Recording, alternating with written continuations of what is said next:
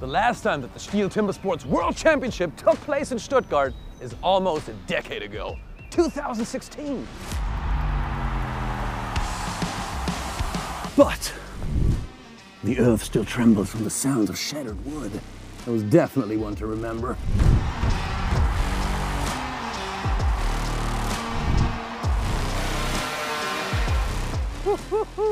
It's gonna be hard to fit into those giant footsteps.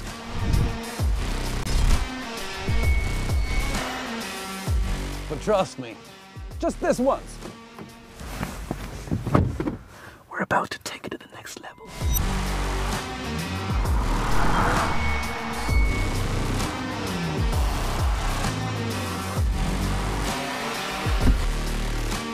You do know what a home advantage is, right?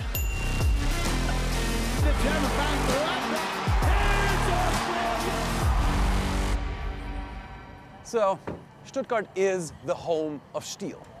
And the Porsche Arena will not rest until everyone, and I mean everyone, will be at the edge of their seats. So if I haven't been more than crystal, you shouldn't miss this.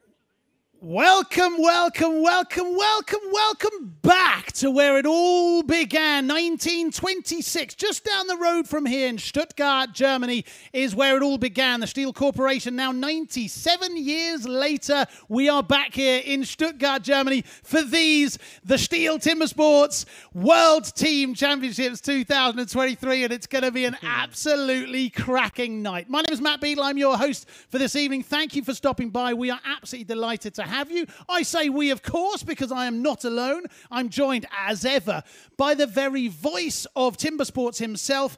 Some say that if Tim Burton were to have a sequel of Edward Scissorhands, they would call it Troy Chainsaw Hands. He is, of course, the Canadian cooler, Troy Mannering. It's a pleasure to have you with us, mate. Every time something new from you, Matt. It's crazy, but you know it's going to be a big event because Matt had 5 welcomes in his intro.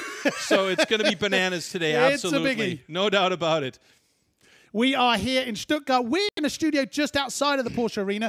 Porsche Arena, 6,000 absolutely crazy fans loving life there. What are we and they going to expect today? Oh, boy. Well, first of all, this is the team competition. So the team competition uses the trophy format, which is relay style. It's quick, so you can't blink out there. This is going to go so quickly. And earlier on today, we had the time trials, and now we're coming into the last chance qualifier where only 4 teams of 9 will, 4 teams of 8, 7, 4 teams are going to make it out of the last chance qualifier into the round of 16. And then it gets really interesting because it's then elimination. So that means the 2 teams on stage will battle each other. The first team to finish their run will be the one that will move on to the next round. So the adrenaline ramps up, the speed ramps up, the times will get quicker, and we're going to see a lot of action on stage. We are, and you can see that they're already experiencing action on stage. You can probably see just over Troy's shoulder there. There is a pyrotechnic show, and there's music playing, there's flags waving.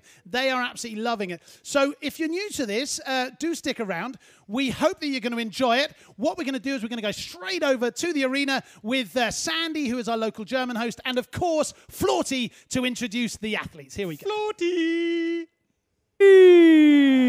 Stuttgart, wo seid ihr? Wow.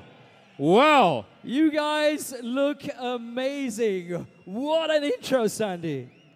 Ich hab's dir gesagt. Meine Stuttgarter, die geben Vollgas, oder? Du hast nicht übertrieben. Absolutely true, every single word you say. Absolut. Und das Schöne ist, Man sieht uns ja nicht nur in ganz Deutschland im Fernsehen, wo eh schon ganz Deutschland weiß, dass die Stuttgarter richtig Gas geben. Man sieht uns auf der ganzen Welt. Man sieht uns bei Sky in Neuseeland. Man sieht uns in Australien, man sieht uns in Amerika. Und natürlich hier rund um mich herum in der wundervollen Porsche Arena. Ich darf erstmal meinen charmanten Mitmoderator vorstellen, Markus Floth, a.k.a. Flotti. Stihl Timbersports Urgestein. Auf der ganzen Welt ist er mit dabei, bei jedem Wettbewerb, jetzt bei der Weltmeisterschaft. And just to finish this off, of course, we have to say hello to everybody in Canada, USA, New Zealand and Australia.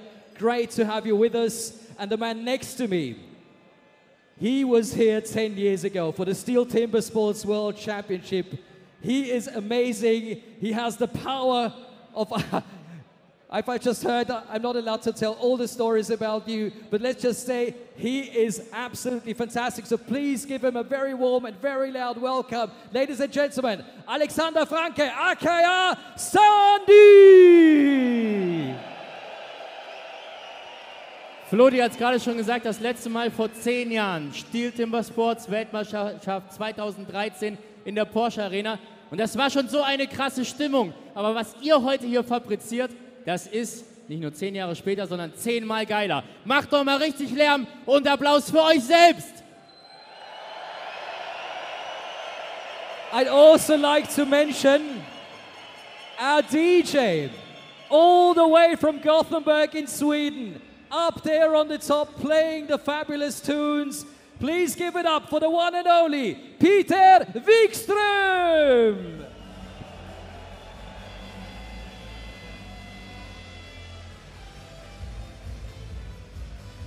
Und natürlich werden wir nichts ohne unsere wundervollen Experten, ohne unsere Kommentatoren. And our experts, you're going to hear them every time we've got a competition going on. You're going to see them up on the big screen, on the big cube. And they are also fantastic because they're the absolute experts on Stihl Timbersports, almost as good as you. Tja, was brauchen wir denn eigentlich gleich noch? Ja, wir haben ein tolles Publikum. Wir haben tolle Athleten, die werden wir natürlich auch gleich noch sehen. Aber es ist eine Weltmeisterschaft. Was wir brauchen, ist Nebel. We need a bit of fog. How about that? You like fog? Is that something that gets you excited? It gets me excited every time because I know something is going to happen. Floti, was war das für eine Frage? Mögt ihr Nebel? Ja, wir mögen Nebel! No. Das hat mich nicht überzeugt. Mögt ihr Nebel? Do you like fog? They do, because it means something dramatic is going to happen, something exciting, something special. That's it. Ja, haben wir schon genug Nebel? Ich weiß es nicht, ist das genug Nebel? Ich glaube, so langsam schon. Denn ich möchte jetzt die gesamte Porsche Arena bitten, sich zu erheben. Bitte erheben Sie sich. Ladies and gentlemen, please rise and stand if you can, because like every true world championship, we want to open this one with a national anthem. Erheben Sie sich jetzt für die Nationalhymne des Gastgeberlandes der Stihl Timbersports Weltmeisterschaft 2023. Wir sind in Deutschland und die deutsche Nationalhymne jetzt von Linda J.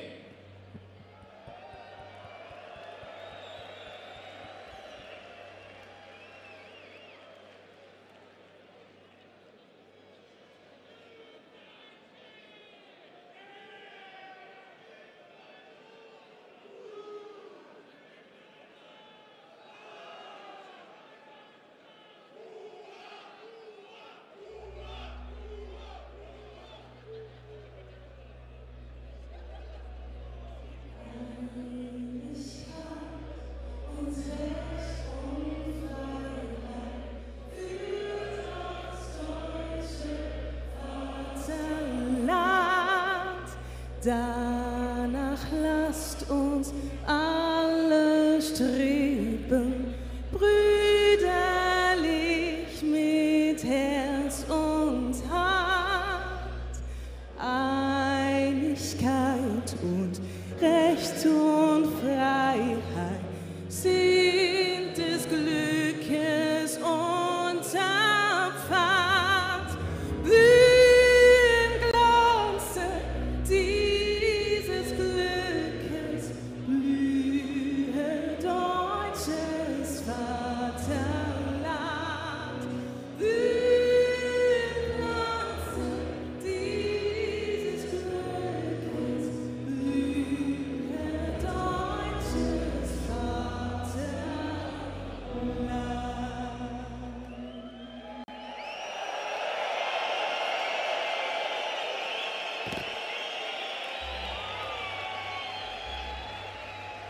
Ein großer Applaus nochmal für Linda J.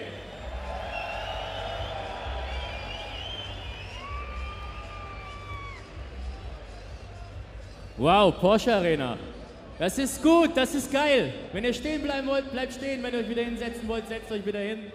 Wir haben eine Weltmeisterschaft, Stihl Timbersports World Championship 2023. Tja, Floti, was wäre eine WM ohne Offizielle? Nichts, denn ohne Offizielle läuft nichts. So it is my great pleasure, ladies and gentlemen, to welcome the officials for this Stihl Timbersports Team World Championships, starting with our two global sports directors. Please make some noise for the one and only Mr. Spike Milton.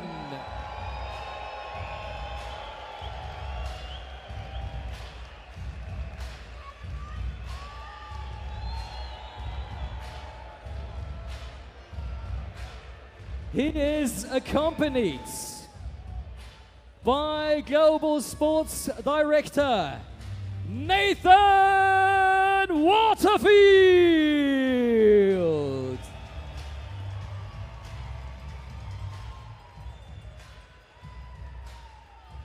And of course, we need our on-stage judges.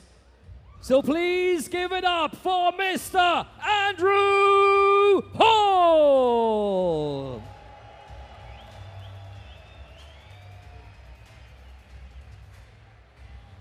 Only one more judge missing, and that is Dr. Rich Hallett.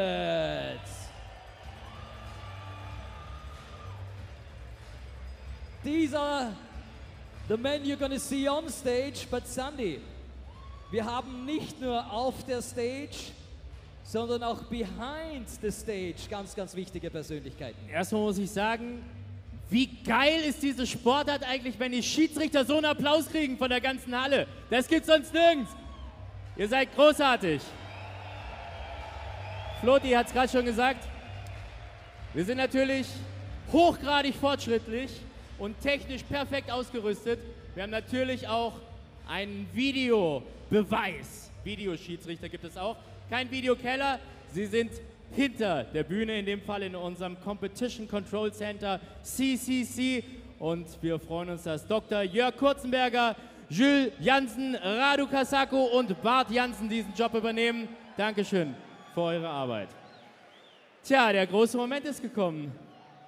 Ja, das heißt, wir müssen uns ein bisschen, glaube ich, hier aus der Gefahrenzone bewegen, denn die starken Männer kommen, ja? For the big man, it's time for the athletes. Deshalb nochmal die Frage, Stuttgart. Are you guys ready to meet the athletes? Woohoo! Die Hauptpersonen des heutigen Abends und auch des morgigen Abends. Morgen geht es ja noch weiter hier, auch bei ausverkauftem Haus. Und du darfst anfangen, Floti, denn die Ersten sind die Österreicher. Ladies and gentlemen, please welcome the team of Austria!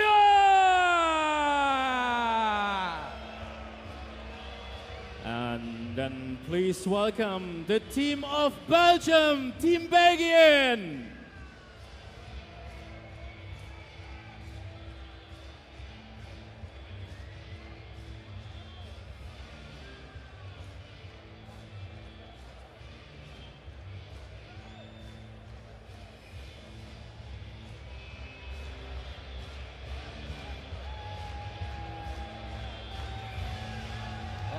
Look at these athletes approaching the stage.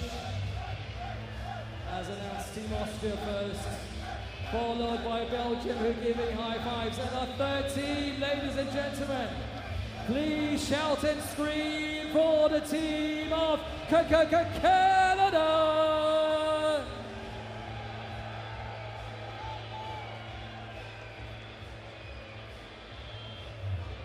Team Kanada bahnt sich den Weg durch die 6000 Leute der ausverkauften Porsche Arena. Und damit freuen wir uns jetzt auf das Team aus Tschechien, Team Czech Republic!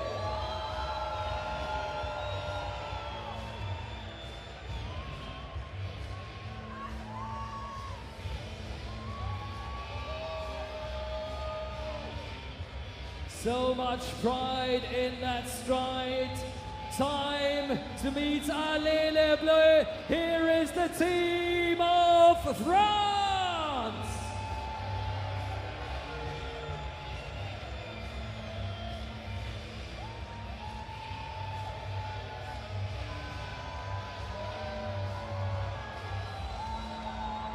And now welcome Team Great Britain.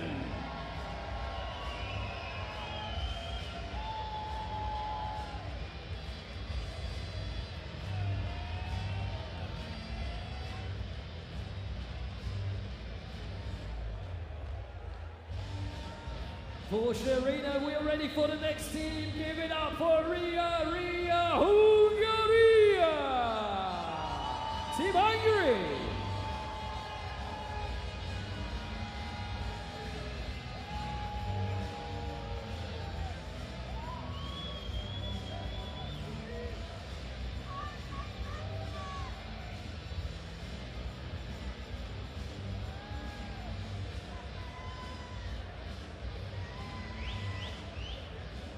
Und damit kommen wir jetzt zu unserem nächsten Team. Team Ireland!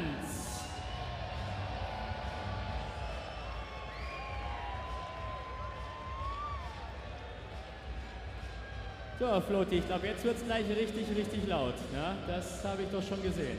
Kann es nicht noch lauter sein? Ladies and gentlemen, make some noise for Team Italia!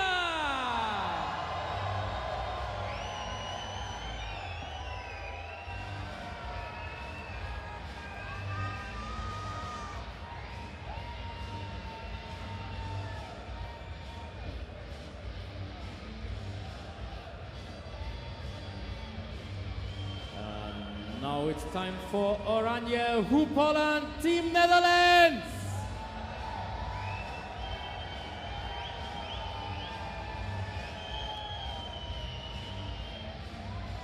Oh wow, look at the pace of these guys. Our next flag approaching. Make some noise and give it up for the team of Norway!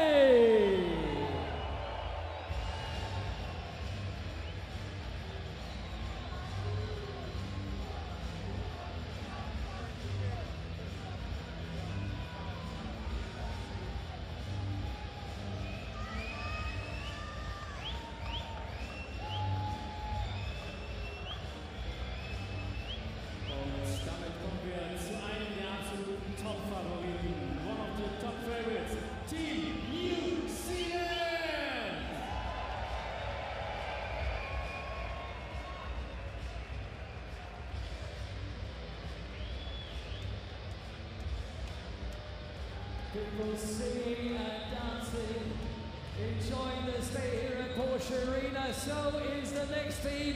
Give it up, the red and white Poland!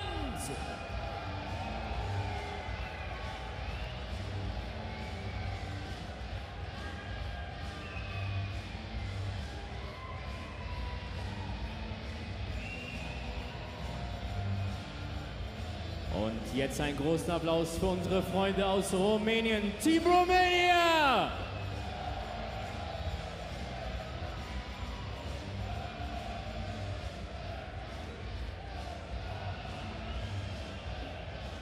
Sie haben heute hier schon richtig Lärm gemacht. A noisy crowd, please welcome the team of Switzerland!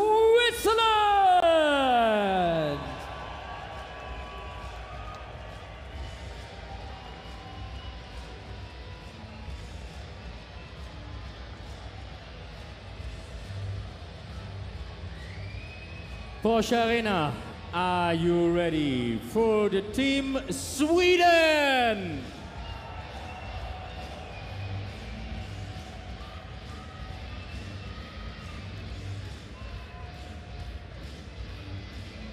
Immer ein Team, mit dem man rechnen muss.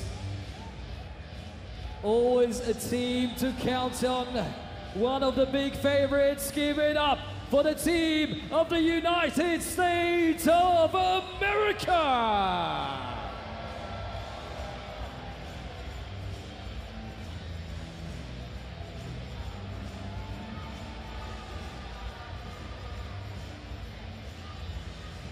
Tja, Floti. Das waren doch aber noch nicht alle, oder?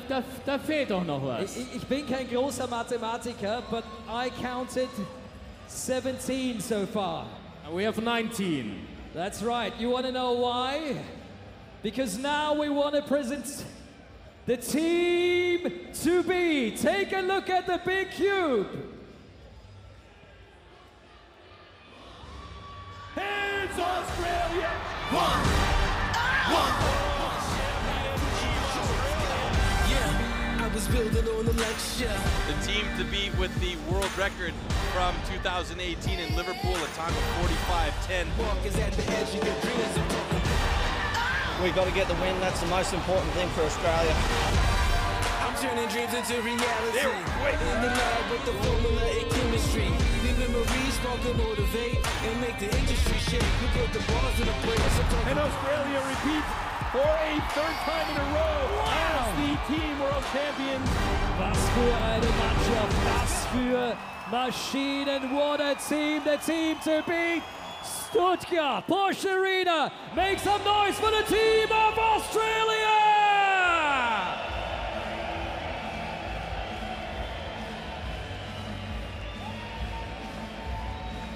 Wow, was für eine Stimmung für ein phänomenales Team. Team Australia.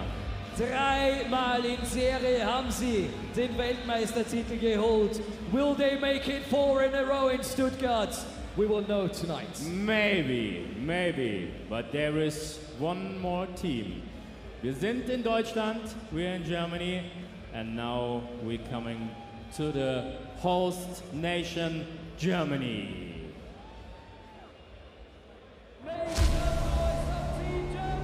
Team Deutschland macht aus, dass wir ein sehr junges Team sind und die Jungs alle sehr viel Bock haben und sehr, sehr heiß sind.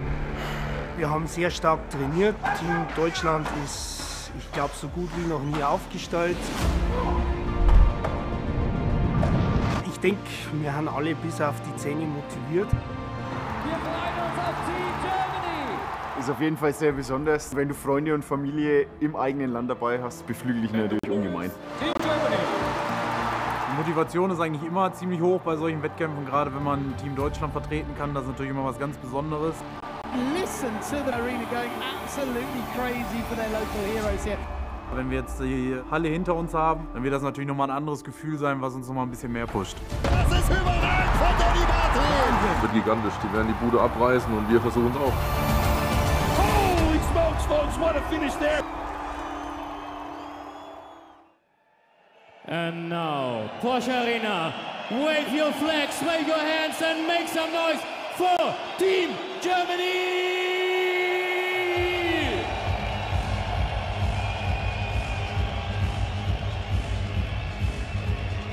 Wo ist die Porsche Arena? Wo sind die Fans von Deutschland?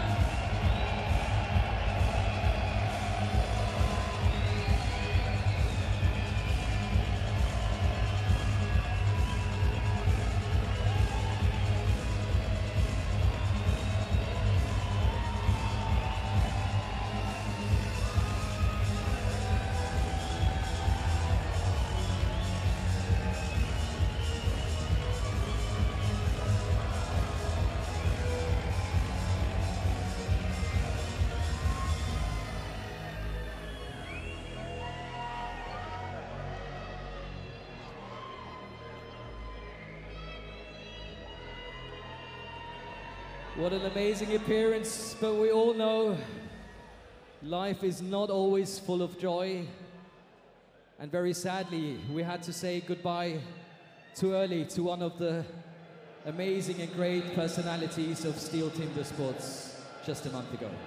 Ja, es ist so, meine Damen und Herren, wir verneigen uns vor einem der größten Timbersport-Athleten aller Zeiten. Vor ziemlich genau einem Monat ist er leider Gottes verstorben. Wir trauern gemeinsam als Familie um Jason Wynyard.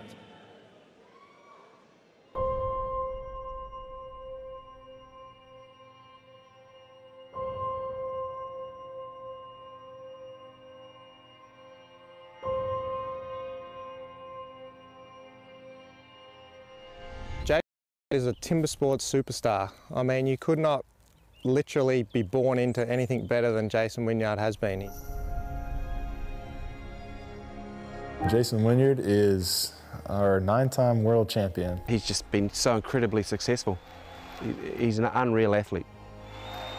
It's a very rare thing that you find an athlete as accomplished and as impressive as Jason Wynyard, who's also as humble as he is. He'll be the last person to tell you how great he is. He's never, tell you how good he is. He's showed you how good he is. It's always, don't tell me, show me. And he showed everyone how good he is by winning Timbersports 9 times, It's in the hundreds of titles that he's won, and that's incredible over the years. For what he's put into the sport and what he's achieved is absolutely remarkable. And when you really know Jason, you'll know it's for the passion of winning in the sport. I grew up watching Jason Wynyard all the time as a kid, watching him on television, competing in lumberjacking. And then when we would go out, my brother and I, and pretend to chop and stuff, I would always pretend I was him. I remember watching him as a little kid, growing up watching him compete and just saying, I want to be like that guy.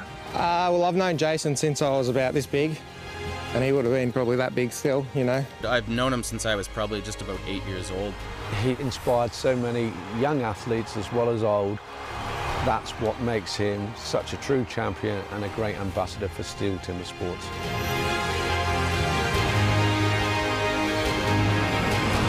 So, he's kind of like Michael Jordan in a sense of our sport. Call him the legend of our sport, the icon. He's been kind of the Michael Jordan of timber sports. He was the face of Stihl Timbersport, and he still is. He's just a legend. Yep.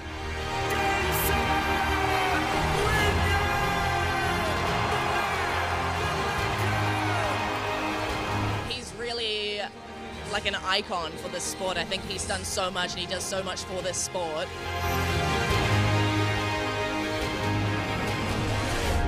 Jason is not just a person about the sport. For me, it's a big part of my life because he was the one of first trainers who bring me where I am now. So I'm very happy that I know this man and why I like him, why we are very good friends.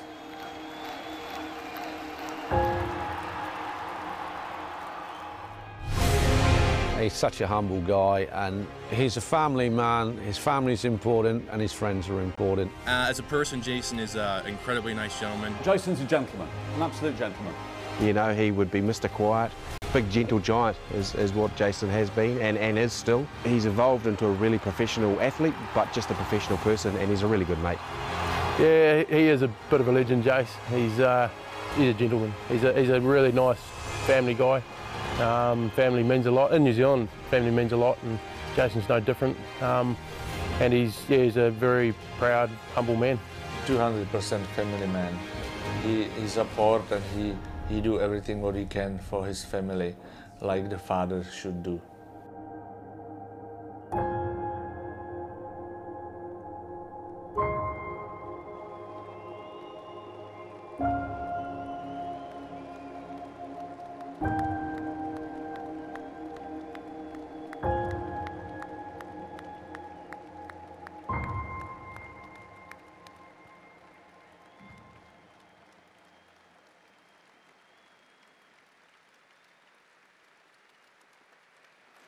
In loving memory of a true legend. Jason Wynyard, und wir können noch weiter applaudieren, noch lauter bis in den Himmel. Das war das, was er am liebsten gehört hat. Für Jason Wynyard. Einen der größten Athleten, den die Stihl Timbersport Series je gesehen hat. Und mit diesem Applaus, der ist sicher angekommen, geben wir dann auch zurück im Studio. Back to the studio. Thank you, Sandy. Thank you, Florty. What a wonderful, wonderful scene there. What an incredible film. Jason Wynyard, just 50 years old, an absolute legend of the sport. You knew him very well. Yeah, he was absolute legend. One of the first guys I met. And it's an unfortunate loss for timber sports. But, we're going to celebrate Jason Wynyard this weekend for sure. Absolutely right. And we're going to kick right off with the World Championships for the team event 2023. This is how the competition is set up. Here we go.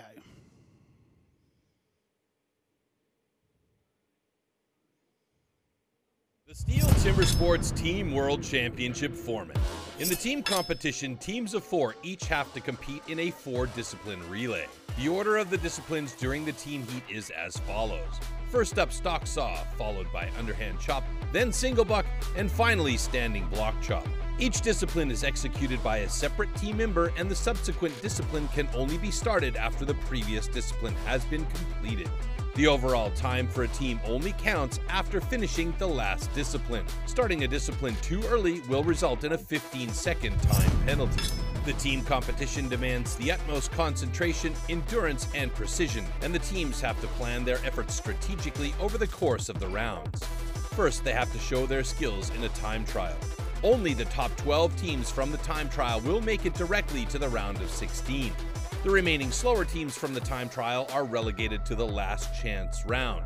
In this round, they need to complete 1 heat, and only the 4 fastest teams from the last chance round advance to the round of 16. The rest are eliminated from competition. In the round of 16, the knockout phase of the competition begins. Here, the fastest teams from the time trial will face the slower teams in reverse order.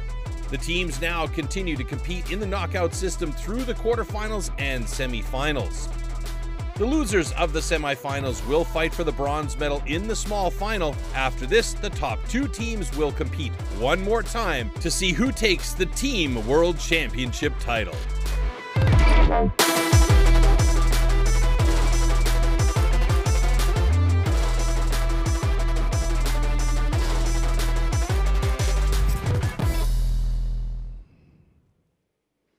So, if you didn't catch all of that, it means that these were the top 10 fastest teams in the time trials this afternoon.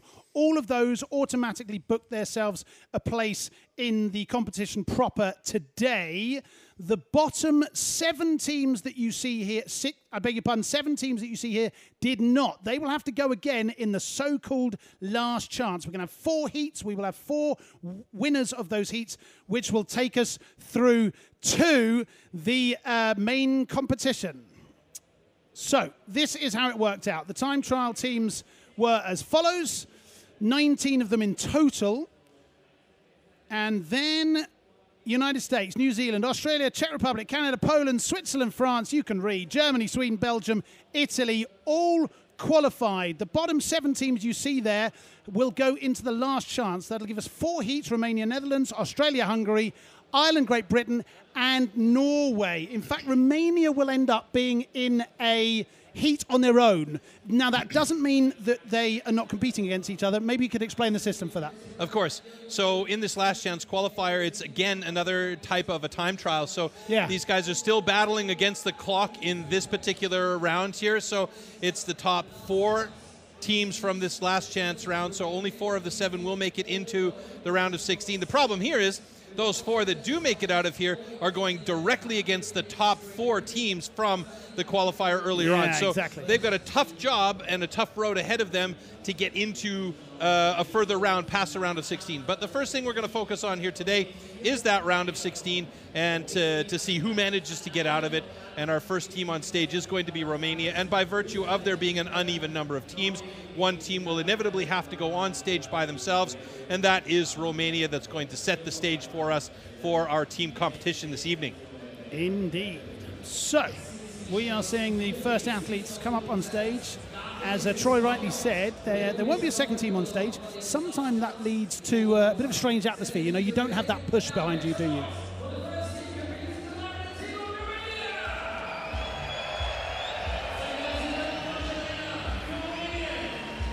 And we are kicking off then tonight's proceedings with the first heat of the last chance. That will see Romania go up on stage on their own. There will not be a competing nation. Remember, of course, they're playing for times, not for the competition, right? Absolutely correct. So here it's about the time, and obviously the audience in the arena here today will have to help the team along because there's no other team on stage they'll with do them. that, definitely. So the adrenaline just isn't quite there as a team being on stage by themselves. So they're going to have to really work hard in order to try and navigate through this. They struggled in that time trial with a disqualification because they went over the allotted time to finish this round. So they really have to work it. They have the skills. They have the guys there. That's definitely the case. So it's just about making sure they're really clean on each of the 4 disciplines on stage. And we're going to start things off with the stock saw. So, good luck to the first team competing today. That is Romania, and in Romanian, I believe, good luck is Noroc. So, Noroc to all of you 4 on stage. Here we go, heat number 1.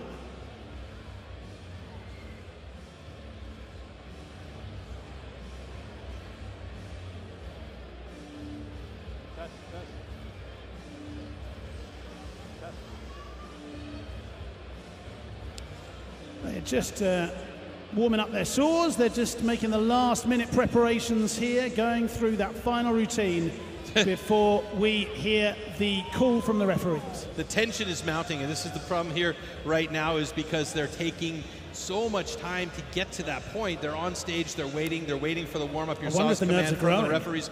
The nerves are definitely growing, and the tension really mounts in a situation like this because you just want to go. You just want to start cutting, and they got to wait.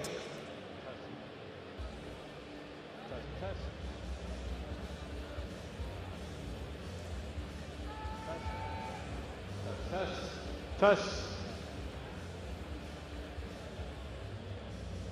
I think the referee, Andy Hall, is ready to go. Good luck to all of the competitors on stage. This is heat number 1 of the last chance. This is Romania. Okay, gentlemen, warm up your saws.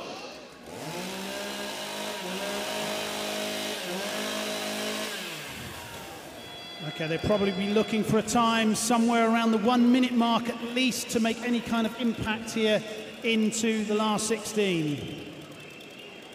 Athletes, ready! Stand to your timber. 3, 2, 1, go! All right, so this is a critical part here for these guys. They want to get a nice clean cut to start things off, and this is looking very good right off the hop. Going straight over to the underhand chop here. This is where Romania struggled a little bit on the time trial, so they're going to try and get through here quickly. There's been a little bit of switching around in the team. Nice transition over to the front side here as they are really going to try and get through this block quickly, and it's looking much better this time as compared to the time trials. A little bit of a sticky axe right there, but he seems like he's going to get through here fairly quickly. Come on, let's make some noise here for Romania. It's looking very good. Yeah, there he is. He's this through. is much better. This run is so much better than in the time trial. Onto that single buck, the 2-meter-long cross-cut saw. You want to keep that thing going, keep it flowing, keep it moving, and he's doing it exactly as planned. It's again, so much better than the time trial, isn't it? Absolutely fantastic run here so far. Our time stopped briefly there at 54 seconds, but they've just gone past the minute mark, so this is absolutely an improvement from the time trials earlier on. Moving over to the other side cleanly. Now at 115, that second side is a bit of a dastardly one, as you can see a few chips hanging there. Getting lots of support from the background, lots of support from the audience as well. I like to hear that kind of stuff. Just a couple more drivers here. Come on, my man. Finish it off there, son. 2 more should do it. Oh, it's going to be a sticky wicket there, and he's got it. 140.38, so that's a time. That's going to be a tough one to move on with, though. 140.38 is their unofficial time for the moment. Just waiting on the updates. It might, at first glance, look like a tough time, but that is more than 20 seconds better than they went this afternoon in the time trial. So a great performance there to start the evening off for Romania. We're going to have to wait and see, of course, what the times are like in the other 3 heats. They will have to wait patiently now to see if their time is good enough to make it into the last 16. It's also a tough position to be in, the first on stage, the first team to get things going in our live show this evening. So yeah, that's a lot of pressure on these guys, especially after what happened earlier in the time trials.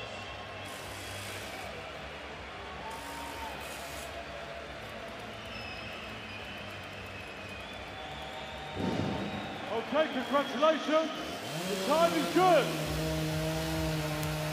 So there is the confirmation from our judge, Andy Hall, that the time is good. There were no infractions, so that score will go on the board. It's been confirmed at 140.15, which means that Romania have given themselves a chance. You can't do anything more than that, can you? Nope, they've done what they need to do. They got on stage, they improved on their let's call it disastrous disqualification round earlier on from the time trial. So they've done a good job here.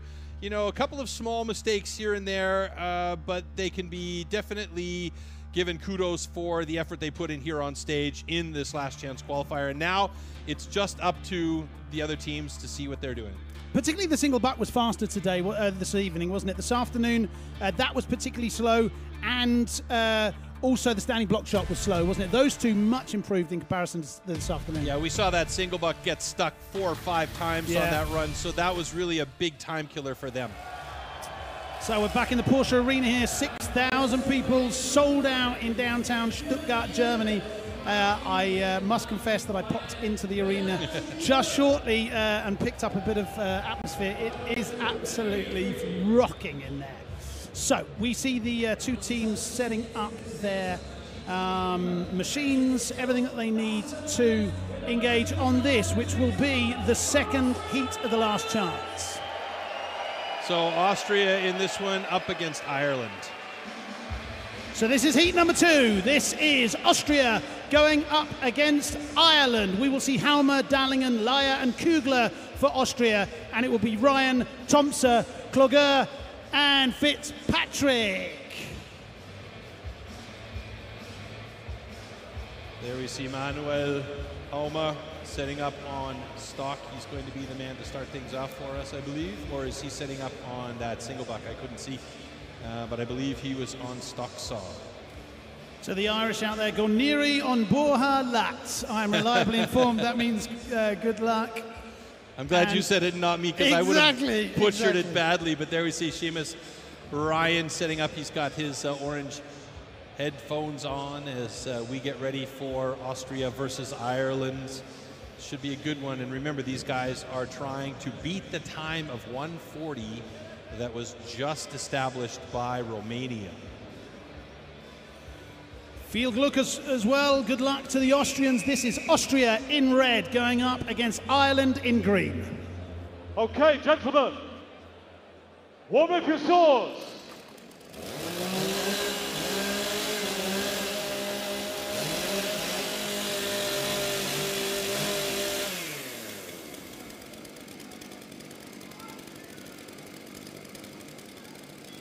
Athletes, ready! Stand to your timber. 3, 2, 1, go! Oh, very nice pull by both Seamus Ryan and Manuel Halmer. Halmer wobbled a little bit as he got onto the block, so Seamus Ryan had quite a bit of a quicker cut there. Oh, well, no. Halmer came through pretty close to the bottom of that cut, even Steven with Seamus Ryan. Now we move over to Gunther Dahlinger for Austria on the underhand against Gavin Thompson. Both of them moving over to the other side of their block. Big chips coming off of that block there for Gunther Dahlinger. Seems to be slowing up a little bit there, Dahlinger. Yeah, that second side, but he's clean through, and now moving over to Josef Laier, the best mustache in the business, as Gavin Thompson just finally cutting through there, and now he's going to send it over to Dara Klaher, and he's starting on single buck, but it's Josef Laier already clean through. And now to the big man, team captain Armin Kugler for Austria. Multiple time Austrian champion here. Can he finish it off in a time good enough to get him through to the last 16? It's looking good for both of these teams at this point. Ireland just getting on to the standing block at 1:05 and change. And Austria's Armin Kugler finishes off their time at unofficially 1:11.28. That was a nice clean run for Austria. So that will get them a spot at the moment. Let's see how Ireland does on the second side of their standing block with Patrick Fitzpatrick. A couple more drivers here as he's got that thing wiggling and waggling. He needs to be under 140 to beat the Romanian side here. Let's see if he can get through it. He's trying to put the power in. He's gotten a bit stuck. Oh! And he's done it in 138.76. What a finish. Oh, just by the hair of his chinny chin. Celebrations from the Austrian team. They deserve to be happy. Your time of 1:11.28 will almost certainly see them through to the round of 16. Ireland just pipping Romania under 140 with a time of 1:38.76. Good timber sport in there on stage. Let's not give these guys the pass just yet, though, because there are still 2 more heats. That means 4 more teams. that could theoretically be faster than those teams on stage. It's not over yet, folks.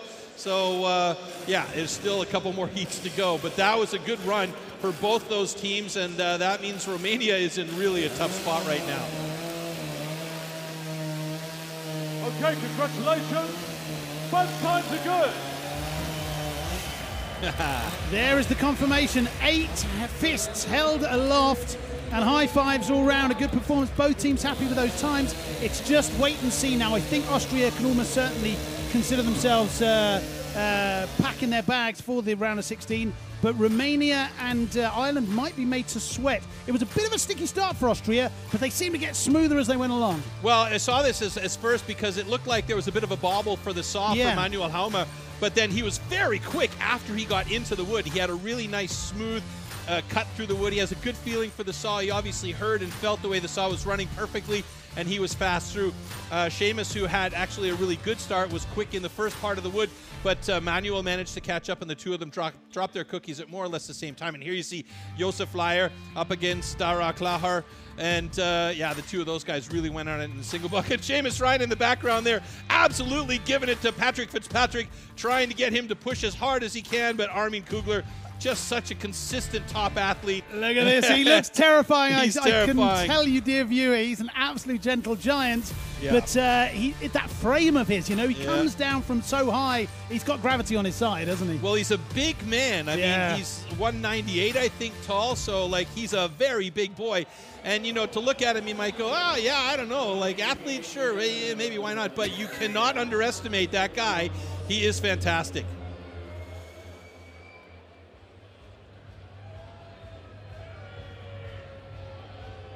And we are ready for heat number 3 here in the last chance of the Team World Championships 2023. We are going to see Norway with a personal best time of 1:19 go up against the Netherlands, who have a personal best of 1:35.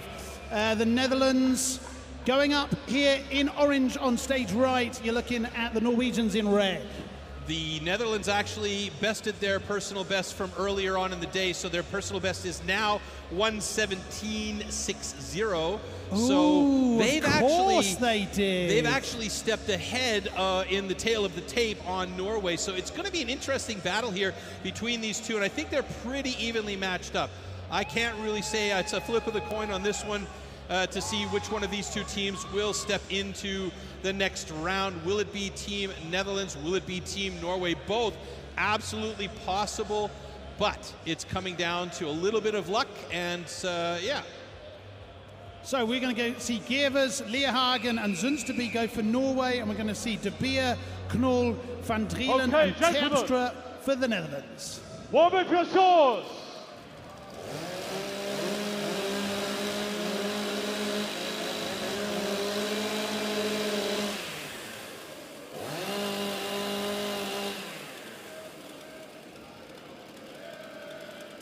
Athletes, ready! Stand to your timber. 3, 2, 1, go! So Elko De Beer with a really good start for the Netherlands. Bart Gevers for Norway, also nice onto that Stockshaw. Both of them dropping the cookie at the same time. Over onto the underhand, I do believe that's Ole Magnus Sulja Berget, not 100% sure there, but for underhand chop on Norway's side, or Netherlands side, it's Redmer Knoll. And Redmer looking pretty good on that second side. He's through already, and he's through already. This is looking very good for the Netherlands. A little bit of a struggle on the second side for Norway, moving over to Ole Ivar Leerhagen for the single buck. Rick van Drielen doing it for the Netherlands. There you can see Rick getting into it. He's got a good line going there. He's getting tipped to knuckles on that saw. Ooh, a bit of a sticky wicket for Ole Ivar Leerhagen for Norway, but he's through. And now it's going to come down to the standing block chop. Ben Terpstra up against Bjorn Sonsteby. And it's Sonsteby moving over to the other side. This is going to be close. 2 drivers ahead of Ben Terpstra, so Ben's got his work cut out for him on the second side, but did for Bjorn Sonsteby cut too deep. Oh no! What a great job for Norway, 1:14.01. And it's coming close for the Netherlands, and that is Ben Terpstra with a 1:21.04. So right now, Austria is in the lead, Norway in second place, and the Netherlands is in third. Ireland's on the bubble in fourth with 2 more teams to go in 1 more heat, and that is going to be Hungary, Great Britain coming up next. So that is the classic situation here at Timber Sports. It's not about winning the heat, it's about the time you set. So it's very possible that both the teams that we've just seen here, Norway and the Netherlands, might go through. As it stands, second and third in the last chance, as you said, Troy, with just Hungary and Great Britain to go.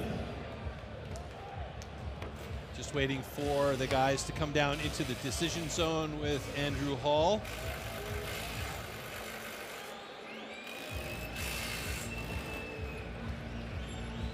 Okay, congratulations. Both times are good.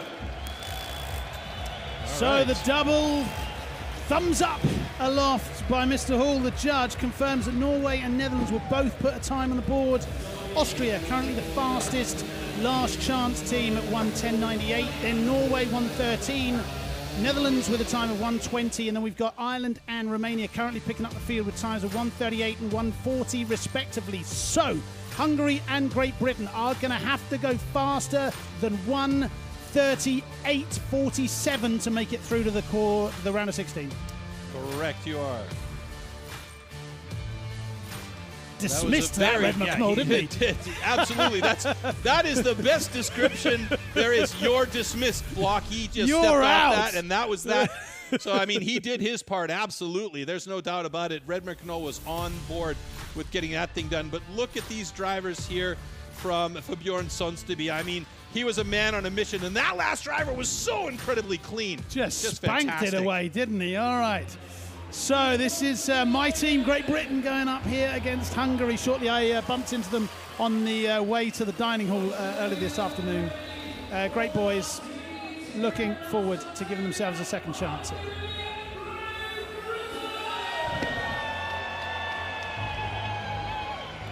And this is heat number 4 of the last chance. This is very much exactly the last chance. This is Hungary going up against Great Britain. We're going to see Jusko, Struble, Juhász, Bocsó going for Hungary, and we're going to see George Spencer, Robert Chatley, Redmond and Penlington for Great Britain.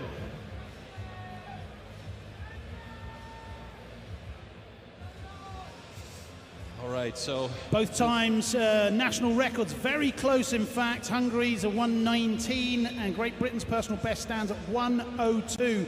They will both need to get closer to those times if they have a chance of making it through to the round of 16. 1:38.47 is the time to beat for both of these times. Keep a very close eye on the clock, dear Timber Sports fans.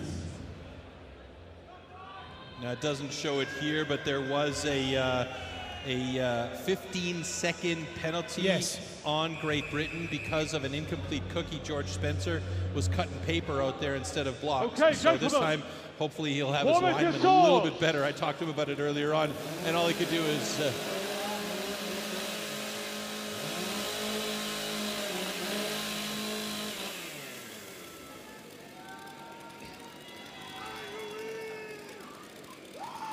Athletes, ready! Stand to your timber. 3, 2, 1, go! Okay, this is a very nice start by Jusko and George Spencer. Let's have a look over at George's block. Hopefully he's got a nice cookie, and he does. Thin to win this time with a little bit more girth than the previous time around. As we move over to Rob Chatley and Bence Struble. Rob Chatley doing it for Great Britain. Bence Struble for Hungary, and Chatley's over to the other side of his block. Quickly, Bence Struble right there, though. Oh, look at those chips flying away from that block. Look at how accurate his cuts are as well. Beautiful. And there you can see István Juhász. Watch his style here. It's absolutely so quick, bananas. You can see the difference in the two styles. István Juhász going crazy with those quick cuts. Meanwhile, Tom Redmond opting for those long, clean strokes that are usually super efficient. But hey, this situation for István Juhász works very well. Hungary currently just ahead. Glenn Penlington on the standing block now with Zoltán Borsó. Glenn Penlington moving over to the other side. This looks like it might be a good time for Great Britain as he's getting a lot of support from the rest of his teammates. Zoltán Borsó on the second side of his block. It looks like a bit of a sticky one for Glenn, but he's done it in 1:10.14. And Bosho is not too far away from it either. He's got to get a couple of up drivers to clear up some of that material, and then a down driver to get it through. And there it goes at 121.29. Let's take a look what that looks like here. Oh my goodness! It's good enough for both of them.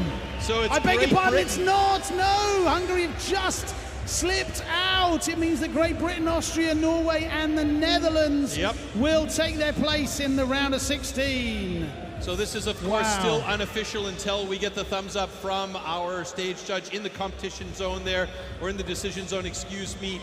But at the moment, it looks like it's going to be Great Britain, Austria, Norway, and the Netherlands moving on to the round of 16, eliminating Hungary, Ireland, and Romania from competition for the day.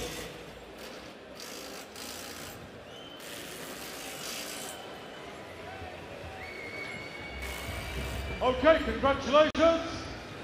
Fun times are good. So, celebrations for the Brits. Their time of 109.76 is definitely going to be good enough. Although it was a strong time and faster than Ireland, the 121 that Hungary put on the board will sadly not see them go through the last 16. So we're going to say goodbye to Hungary, Ireland, and Romania. Thank you to all of the athletes and all of the support teams. But enjoy the rest of the show, all of you fans from those countries. The Brits, Austrians, Norwegians, and Netherlands are going through. And it was only 0.04 of a second that separated the Netherlands and Hungary. So, I mean, that's how close it was. Wowee. That is how close the margins are here at Timber Sports. So the Brits got a similar time without the time penalty this afternoon. So it seems like they're roundabout in their ballpark, right? Yeah. You can see here, just the guys really going for it. And Great Britain's Rob Chatley was right on point here, getting deep into those. The István Juhász, though, his style on the single buck is so unorthodox. You know, this is a saw that's meant to be used with the entire 2 meters length of it. He's probably using about 1 meter to 1.25 meters to get through that block. But it works for him. You know, whatever works, do it. You know, don't fix a running system, as they say. So there we see it. It is going to be Great Britain, Austria, Norway, and the Netherlands moving on to the round of 16. And then when we get into the round of 16, that's where we have the elimination heats. And this is where it gets really, really exciting, Matt. Oh, yes, it does. Indeed, it does. So the round of 16, as the title suggests, is all about the best remaining 16 teams in the world here. We're in Stuttgart in the Porsche Arena for the World Championships. So the round of 16 is confirmed. We're going to see 8 heats in total. France, Germany will be the first, then Canada, Italy, Poland, Belgium, Switzerland, Sweden, United States, Netherlands, Czech Republic, Britain, Austria, Australia, and New Zealand. Norway will be competing for a place in the quarterfinals. So France, Germany, they have last performed this afternoon in the time trials. They'll go up against each other, but there'll be no love lost here, will they? They know each other inside out, don't they? Absolutely, and these guys have all had time to rest. They haven't had to battle through this last chance qualifier, so they'll be fresh and ready to go. So looking at the way that the computer has drawn the heats, Norway have just gone. We'll get a nice long break there. Yeah, but they're not going to have an easy one up against New Zealand. Well, no, exactly. Ones to watch out for here, guys. Australia, New Zealand, Germany very possibly, and the United States were red hot this afternoon.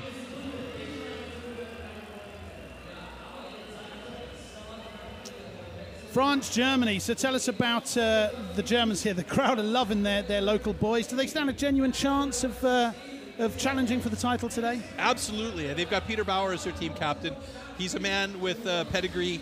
He knows exactly what needs to be done out there. Danny Martin, of course, has been around the sport for a long time. He knows the motor saws better than anybody. Great guy as well, isn't Absolutely.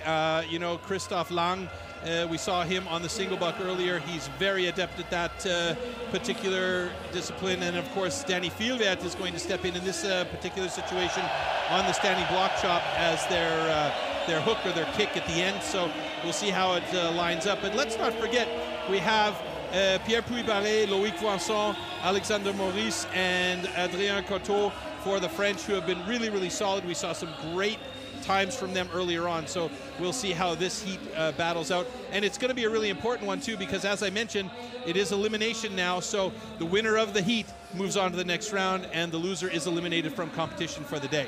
Indeed. Is it unfair to say that France are a one-man team with Puy Barret? No, not at all. They've got such a strong group of guys now. You could have said that of maybe 5-6 years ago. Right. Puy Barret was the guy that was leading the charge for them, but now they've got Loïc Voisson.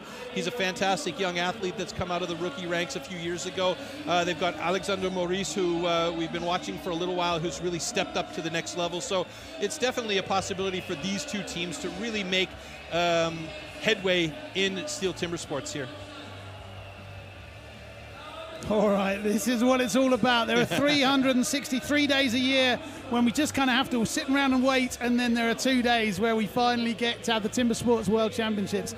This is where the tournament proper begins. These are the 16 best nations in the world in this sport, and we're going to start with heat number 1, France against the local team, Germany.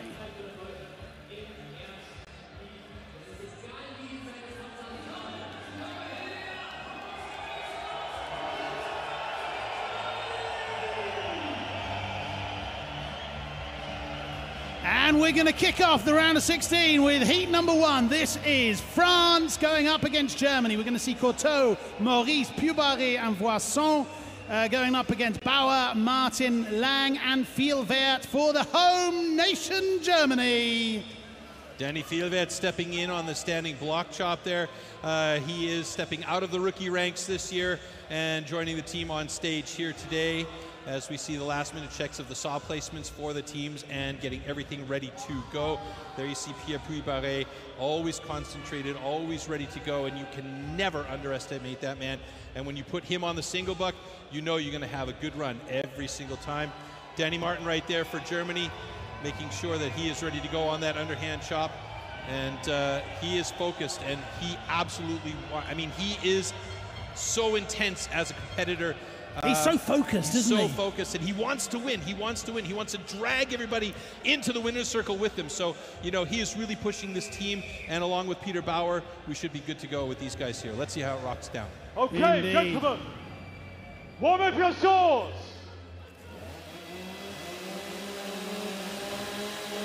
So this is France in blue going up against Germany in black.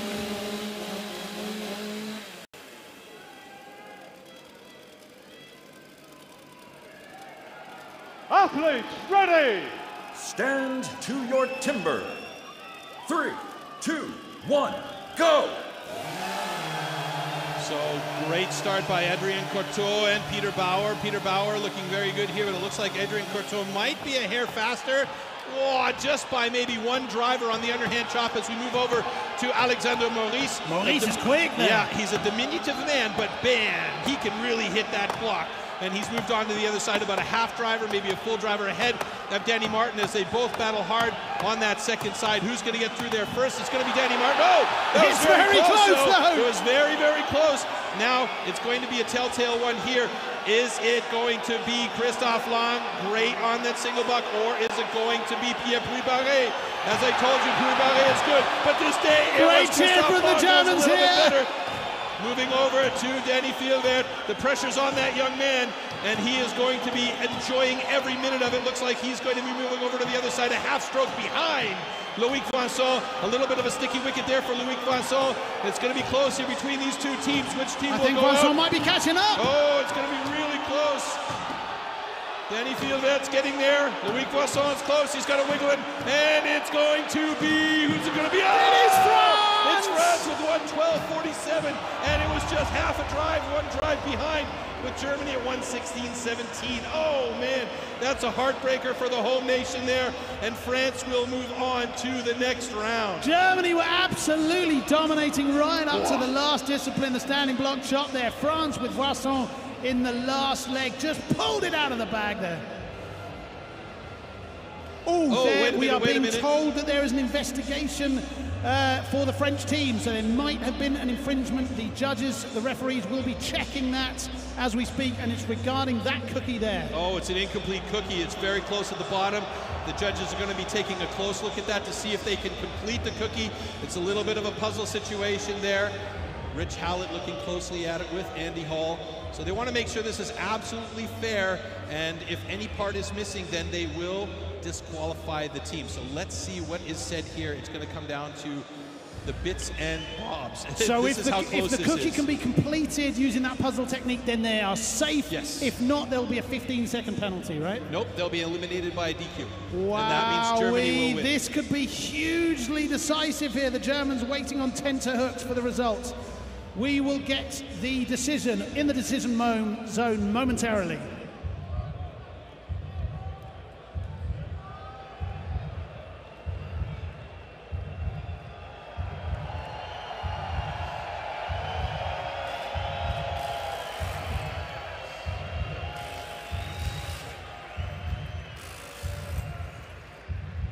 Okay, so we made a video check for Team France for an incomplete dish. However, the winner is Team France.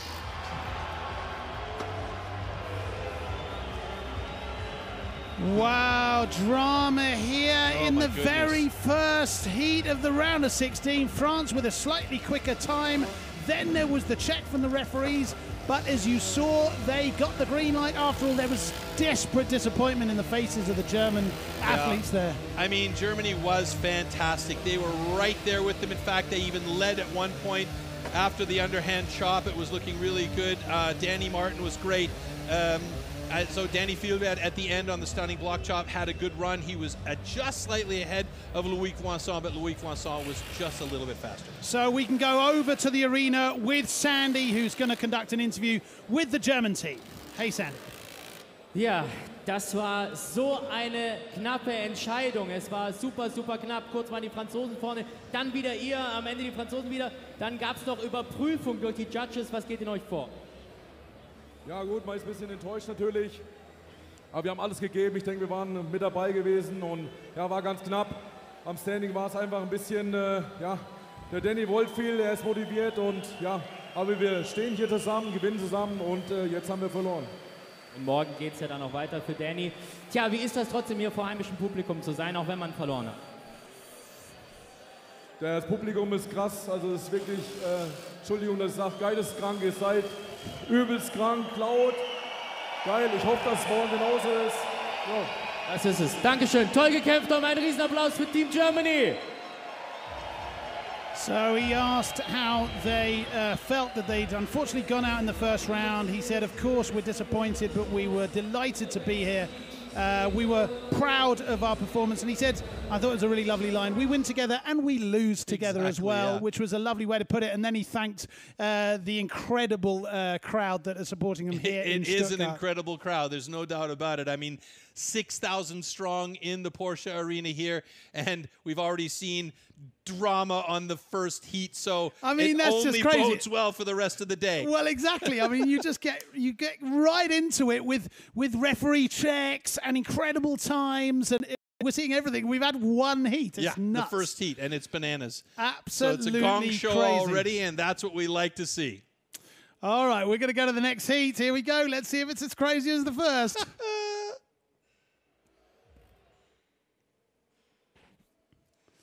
Or maybe not.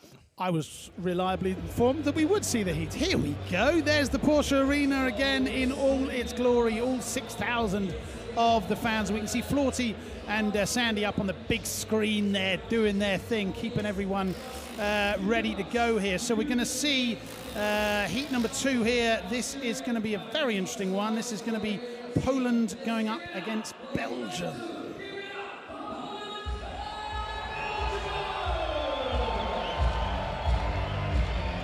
So, confirmation there of the second heat of the round of 16. This is Poland going up against Belgium. We're going to see Groenwald, Dubicki, Kaczmarek, and his son, Szymon Groenwald, going up against Jacobs, Martens, Cuvelier, and Van Remdok. My apologies, I made a mistake. It is, of course, brothers up on the stage there for Poland. Poland on the left in white and red, going up against Belgium on the red. In the red, on the right. Thank you, gentlemen, for wearing very similar shirts. Yeah, just looking at this, the Polish team, so we have Mikołaj Groenwald and Szymon Groenwald, the brothers, on stage. We also had earlier on the father of the Groenwald boys out there. That was the reason for my mistake. So there are 3 Groenwalds, so all you have to do is learn 3 names and you've got the entire team for Poland. And we have How as well, proud Mr. Mum. Yeah. And you got to know that, that she's out there watching these guys and just going crazy at home. We've got 2 talented young men, a talented dad. And let's not forget you have Krystian Kaczmarek out there along with Michał Dubicki. This is a very formidable Polish team. Warm up your swords!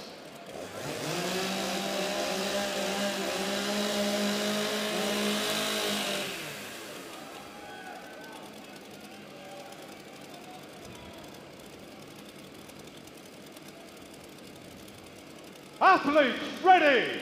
Stand to your timber.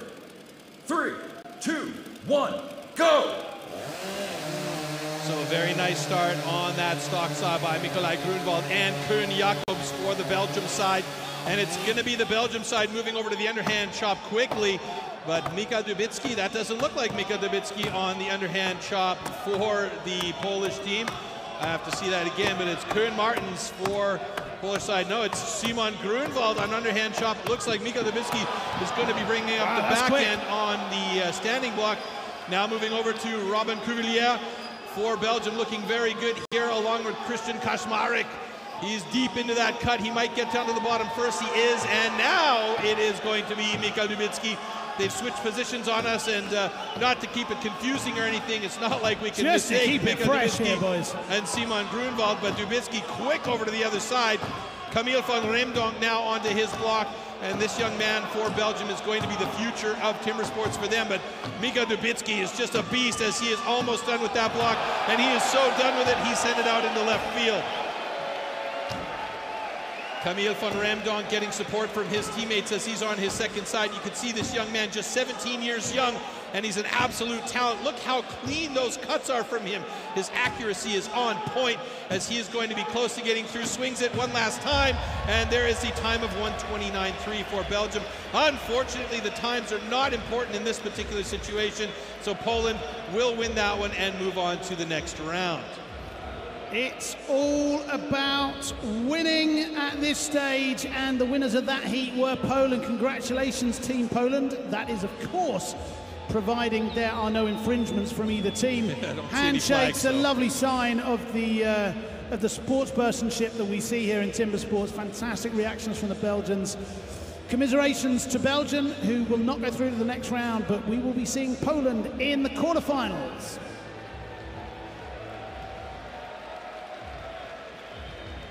A lot of Belgian fans here today. You know they put on a show, and you know that Camille van Remdonk is going to be a superstar for them in the future. Okay, and the winner is Team Poland. It's almost as if Andy Hall, the referee, was pointing towards the World Championship trophy just to his right, to our left there. The Poles were standing underneath that. Would that be a sign? Who knows? They are certainly in the running. They're through to heat number 2 with a time of almost 1 minute dead. Well, their national record is 1:01.15, so they should have a new national record with that heat there. This is a really good-looking heat from Poland. Interesting choice to switch Michał Dubicki and Szymon Groenwald's positions. It got you for a second there, didn't it, buddy? It got me for a second because they're listed differently, but Szymon Groenwald did they like to keep it fresh. They like to challenge very good job us, on the underhand chop. And, of course, Michał Dubicki, you put him anywhere up there on stage and he can murder those logs with no problem at all. There's Krystian Kaczmarek looking very good as he was clean through that block and left it wide open here for Michał Dubicki. And you can see this man who's struggled with problems with his forearms. He had some, I don't know what it's called. He was showing them there, in fact, tennis elbow, right? No, it wasn't tennis elbow. It's where the tendons kind of get, it's not like Typer's elbow or Typer's arm. Right. It's where the tendons get exploded and get swollen. So he had a lot of problems with his forearms there. So you'll see him probably wearing those sleeves the rest of his time on stage until that is healed up properly. So let's talk again about this incredible Groenwald family. I mean what are they eating there in Poland? I mean, Jacek Groenwald, the dad, obviously has brought 2 sons into the world. Mikołaj and Szymon, and the two of them are just absolute phenomenons when it comes to timber sports, and they absolutely have it on lock. This is heat number 3 of the round of 16 at the Team World Championships. This is our commentator, Troy's home country, Canada, going up against Italy. We're going to see Bischoff, Dupuis, Cumberland and Sterling Hart for Canada, whose personal best national record is sub 50 seconds, 49.72. And we're going to see Fumagalli, Chiapponi, Perrin and Delpin going up for Italy. So Alberto Fumagalli slipping in as the stock saw for Italy here. And the teams do have between 4 and 6 athletes, so they'll be able to switch in athletes as needed if anybody's injured, or if somebody needs a break between rounds, if they feel confident about being able to get through here. Italy's in a bit of a tough one here, as the tail of the tape definitely has Canada with the advantage, their personal best being 49.72, but you can never depend on that, and anything can happen out there, as we've seen already at the beginning of competition. And here we go. Okay, gentlemen, warm up your swords.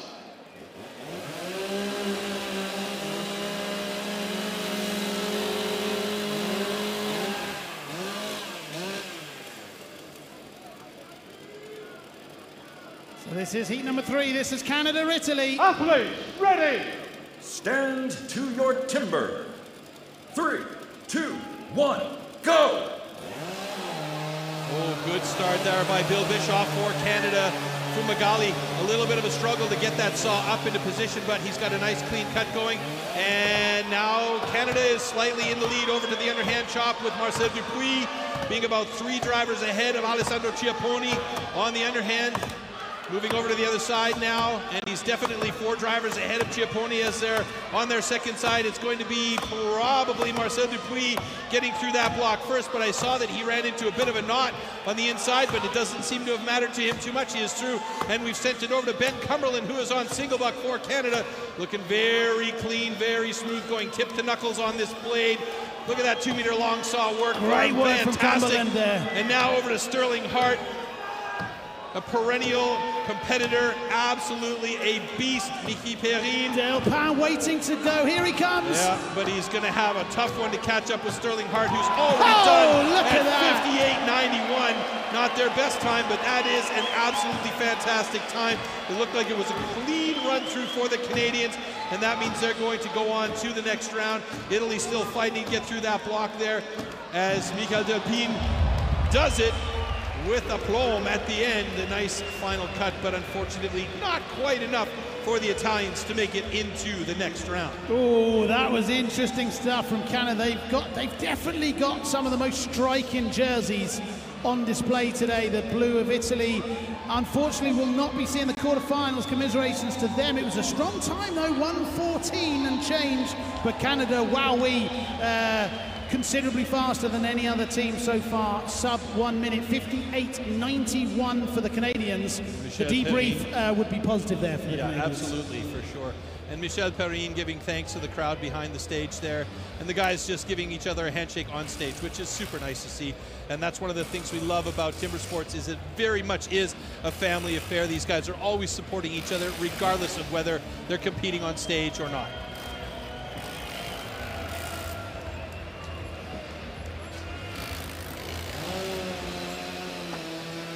And the winner is Team Canada.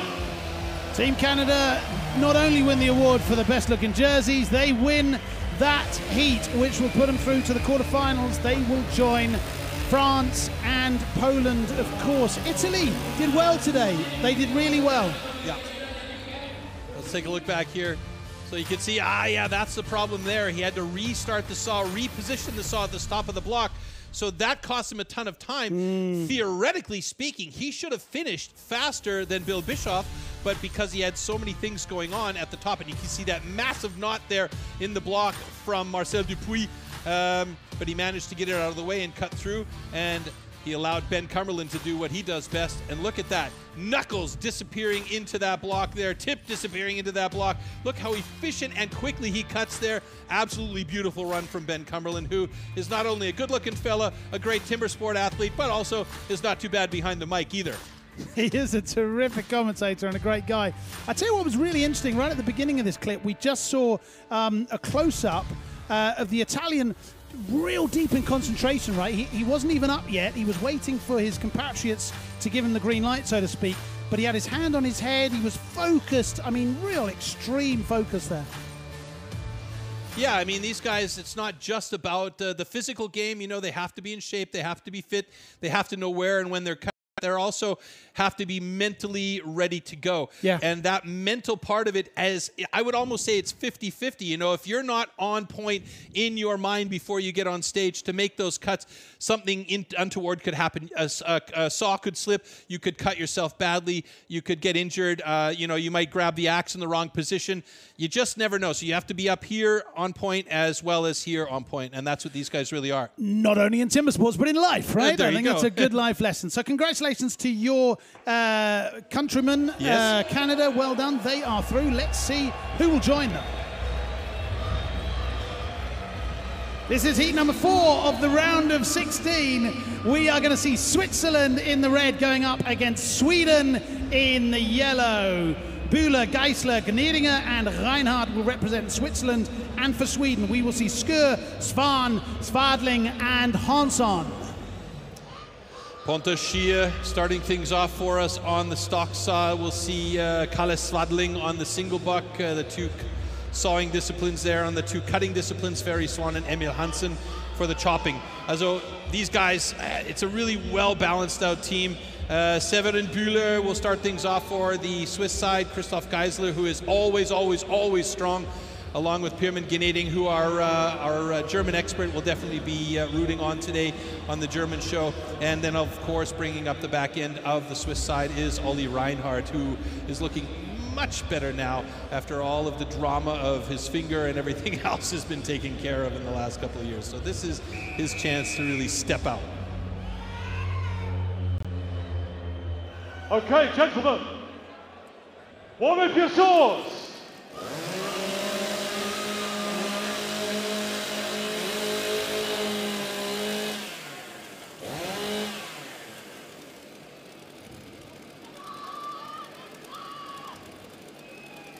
Athletes, ready. Stand to your timber. 3, 2, 1, go! Quick start by Severin Bühler there as he gets in there. Oh, he's coming real close to that line though.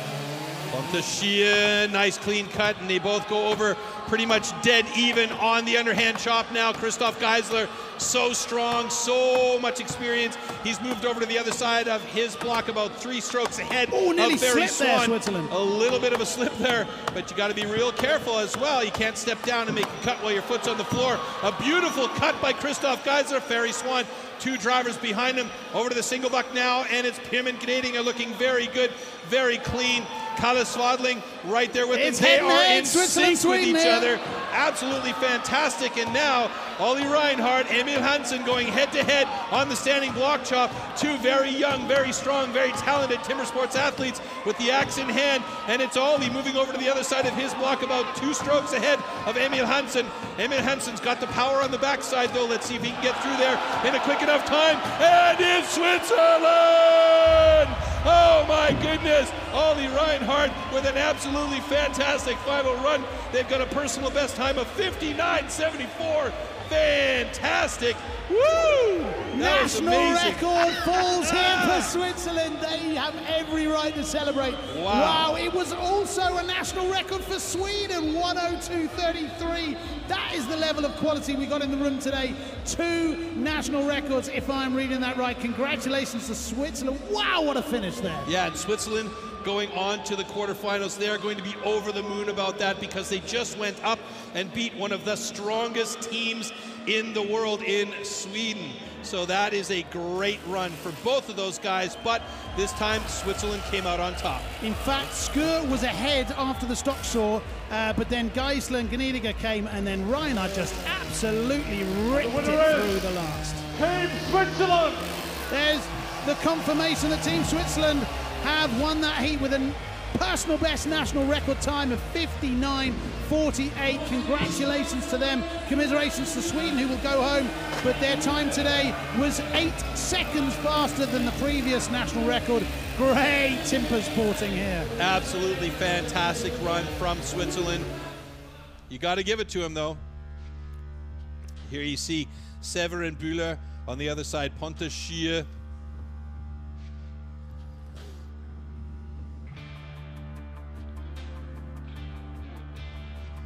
Ferry Swan going up against Christoph Geisler on the underhand chop. Geisler just so strong always. Geisler 49, 50 years old, still an absolute monster. Oh, and look at that. I see what happened here. I didn't catch that earlier, but Kalle Swadling, he broke off the disc and had to reset the saw, and that gave the advantage. We missed that. We didn't see the camera shot. Now that we were over here, and Ollie Reinhardt just absolutely over the moon about that final driver. He knew he had won it for Team Switzerland. Look at that look on his face. Look at the celebration. Yes, He lived every moment of that. That's fantastic. What a run. That's some relief right there. That is some relief right there for Switzerland. That really Fantastic is. job. High fives all round, and a couple of hugs as well to boot. Great stuff from Switzerland here. Wow, that was interesting. That's what it's all about. There's so much going on stage. Yep. We missed it. We nearly missed that cut. But thank God for our slow-mo guys. Yeah, because, exactly. And you saw that with Kalle Swadling. He bent the misery whip, basically whipped it out, and that piece of cookie it was basically slung across the stage, and he had to go back and reset. Amazing cut. We are going to see one of the teams to beat here in Heat 5 of the round of 16. It will be the United States with a personal best time of 50 seconds and 83, going up against the Netherlands. De Beer, Knoll, Van Drielen and Terpstra will represent the Netherlands, and we will see Slingerland, Koga, Buchan and Lentz for the United States. The United States was the one to beat here, right? They were lightning fast in time trials this afternoon. I mean, nothing against the guys from the Netherlands. They've had to battle through the last chance qualifier to get here, and they're going up against a very, very strong side in the United States. And I wouldn't be at all surprised to see the United States in the final, but they still have to make it past this heat. And like we've seen, anything can happen in these heats. A flag can be thrown on the play. You could have a disqualification. Anything can happen. So it's really up to the guys just keeping it consistent with what they know how to do in the best possible way, and we'll see them get through it one way or the other. Matthew Slingerland and Elko de Beer will start it off for our teams here. Okay, gentlemen, warm up your swords.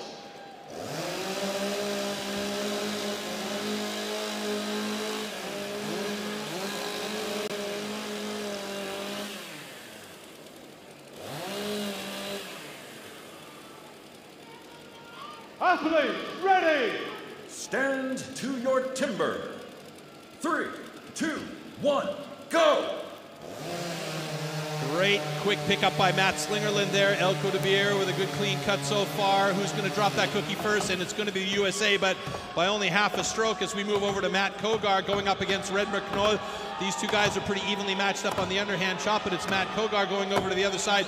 1.5 strokes ahead of Redmer Knoll. Will Redmer Knoll be able to catch up with Kogar? He's absolutely cooking through it here. Redmer struggling on that second side now as the U.S. are already on single buck with Mark Boquin. And he is down to the bottom, leaving it up to Jason Lenz, the big man, going to be going at that standing block chop. And now the Netherlands is in a little bit of trouble here as they've got to get through 2 disciplines before Jason gets through that block, and I don't think that's going to happen. Jason is such a power hitter. You can see he's a big man, and he can really hammer that block, and he's done it in 56-53 unofficially. So that means the U.S. will move on to the quarterfinal. Netherlands now moving on to Ben Terpstra on that standing block chop, getting plenty of support from the fans in the audience and from his teammates on stage as he chips out some big pieces on that block. We want to see him keep going through that. That fighting spirit is so fantastic as the Netherlands keep going to try and get that time done and get through that block, and he's done it in a time of 1:24.45. So good job by the Netherlands, just slightly outmatched, and there is a flag on the play and the Netherlands side, but it doesn't, I don't think it's really going to matter here at this point. What a quick time from America. What a performance there, particularly from Lentz in the final round. He almost looked disappointed at how quickly he battered it away, you know. Okay, so we're going to make a video check. We are standing by. There is a video investigation in the arena. So the video judges will take a second look at the slow motion footage here. It is concerning the Netherlands. Did you catch it, Troy? I saw the flag go down on the stage, but I didn't catch where the problem was. So they're at the screen now checking to see, and maybe it's about the start time, the transition time between the two. Maybe it's about the cookie that was cut on the stock saw. Just not sure. It looks like they're looking. It looks like it's start time, isn't it? The transition between the stock saw and the underhand chop. At this point, the DQ situation would be bad for them because they don't log a time. But as far as competition here is concerned, we know that Netherlands is not going on.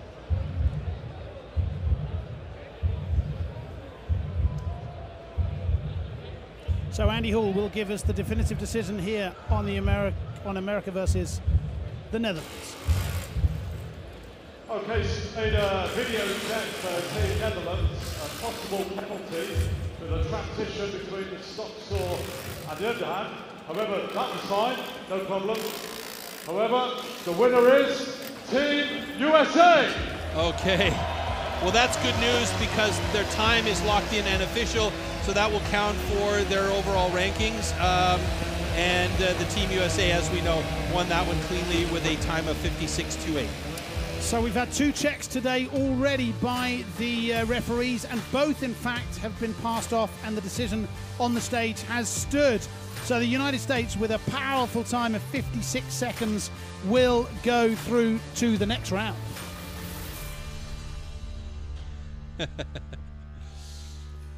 Little personal joke there between my co-coms here and me. I like to say referee, he likes to say judges.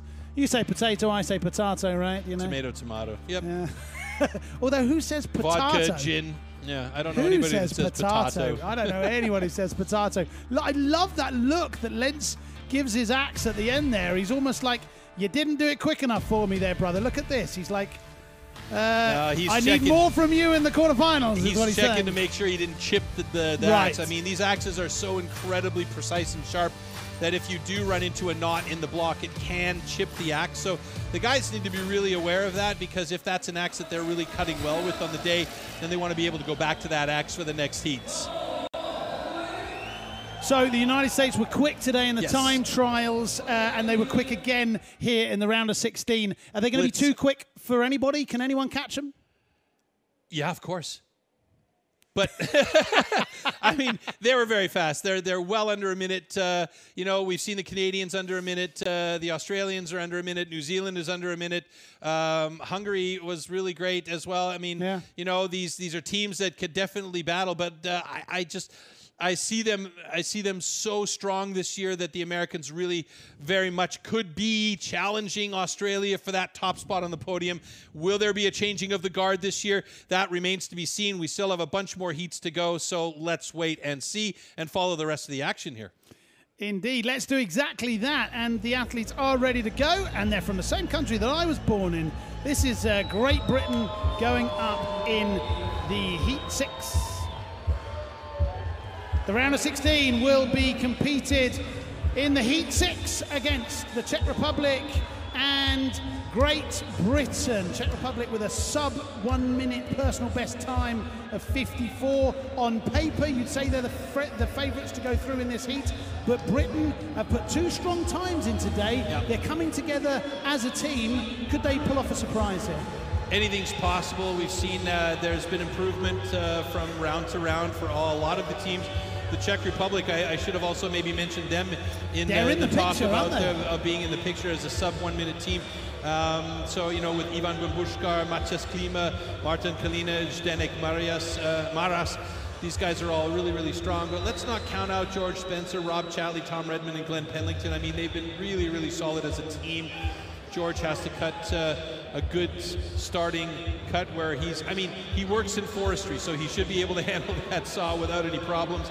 And it was just a little bobble, a little position during the time trial that caused some problems, but in the last chance qualifier, he did a great job, and I think this should be a very interesting heat. Continuing my little tradition, good luck to Great Britain, and I believe it's pronounced Konya Štesti to the Czech Republic.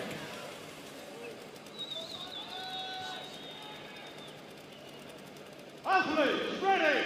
Stand to your timber. 3, 2, 1, go! Good start on stock by both teams. There's some concentration from Ivan Bambushkar. George Spencer looking relaxed as he sends it over to Rob Chatley quickly.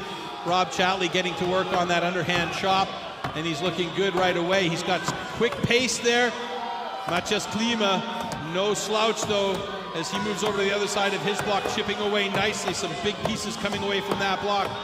Who's going to get through first? We'll watch those saws in the background on that single buck, and it's going to be Maciej Klima. Rob Chatley pretty close to it. He stepped down. Oh, but he's gotten through it now, and he's given that opportunity to Tom Redmond. Martin Kalina on the single buck for the Czechs. He's looking very good.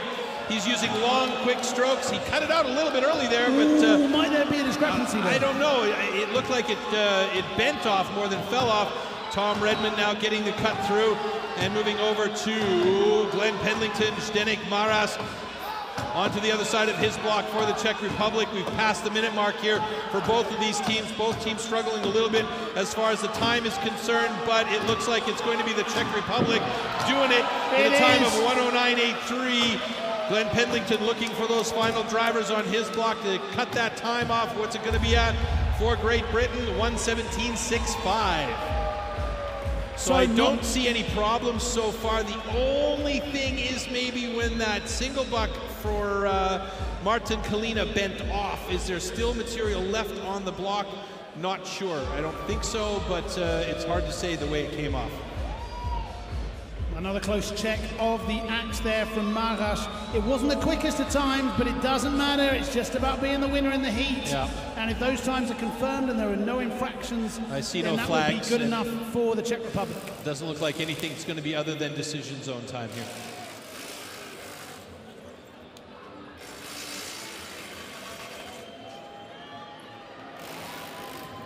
And the winner is Team Czech Republic. Their final athlete just about made it for his moment of celebration there. The Czech Republic with a time of 109.57 will go through to the quarterfinals. Great Britain, after a great showing in the time trials this afternoon and in the last chance, will go home. I think they'll be pretty proud of that performance today, though. Yeah, I mean, they've made improvements and they've stepped up the game. This one was a little bit slower, but you know, you could see the quality in the athletes from the Great Britain team, and you know, they're right there. They're right there. They're just on the cusp. A couple of small changes here and there, maybe in the way that they're cutting. Here is that run that I was really wondering about at the bottom of this cut, but he was very clean throughout the entire run. And obviously the judges didn't see what I saw. Maybe I'm just inventing things here. And right there is where it bent off and kind of fell down. But he managed to draw the saw back, I guess, and get that last little piece of material off. So, you know, that was important for him. And here's that final driver for the Czech Republic. A nice, clean last cut from Maras. Look at the Czech fans there. They loved every second of that, and they'll get to see their athletes at least one more time, anything up to 3 more times, because they're through to the quarterfinals. We can see here the fantastic members of staff of Stihl who come on with all their different tools, the blowing machines, the sucking machines, those well, those turtle type things. They're amazing, aren't they? If you're interested in any of these devices, of course, you can get them on the Stihl website. Phenomenal tools here. They're not just for sport. They also solve a lot of problems at home. So here we go with heat number 7 of the round of 16. This is the favourites and reigning champions, Australia, going up against Austria. It's just a couple of letters, but it's many thousands of miles apart. Tail of the tape is miles apart as well. 45.10 is Australia's best time, and that was from 2018. That's been a world record that's stood since then. Austria's best time is 1:10.90. Now that could very well change here today. Will it change enough to be able to beat Australia? We've seen teams with very fast times go a bit slower in the heats here, so let's see what Austria can do against Australia. There's a Congratulations, bit of a tongue Austria. twister here. It is indeed. Congratulations, Austria, on making it through to the round of 16. Your reward is you get to go up against Australia. Yeah. We're going to see O'Toole, Meyer, Head and Argent for Australia, and we're going to see Halmer, Gunther Dahlinger, Josef Leier and the gentle giant Armin Kugler for Austria. Okay, gentlemen, warm up your swords.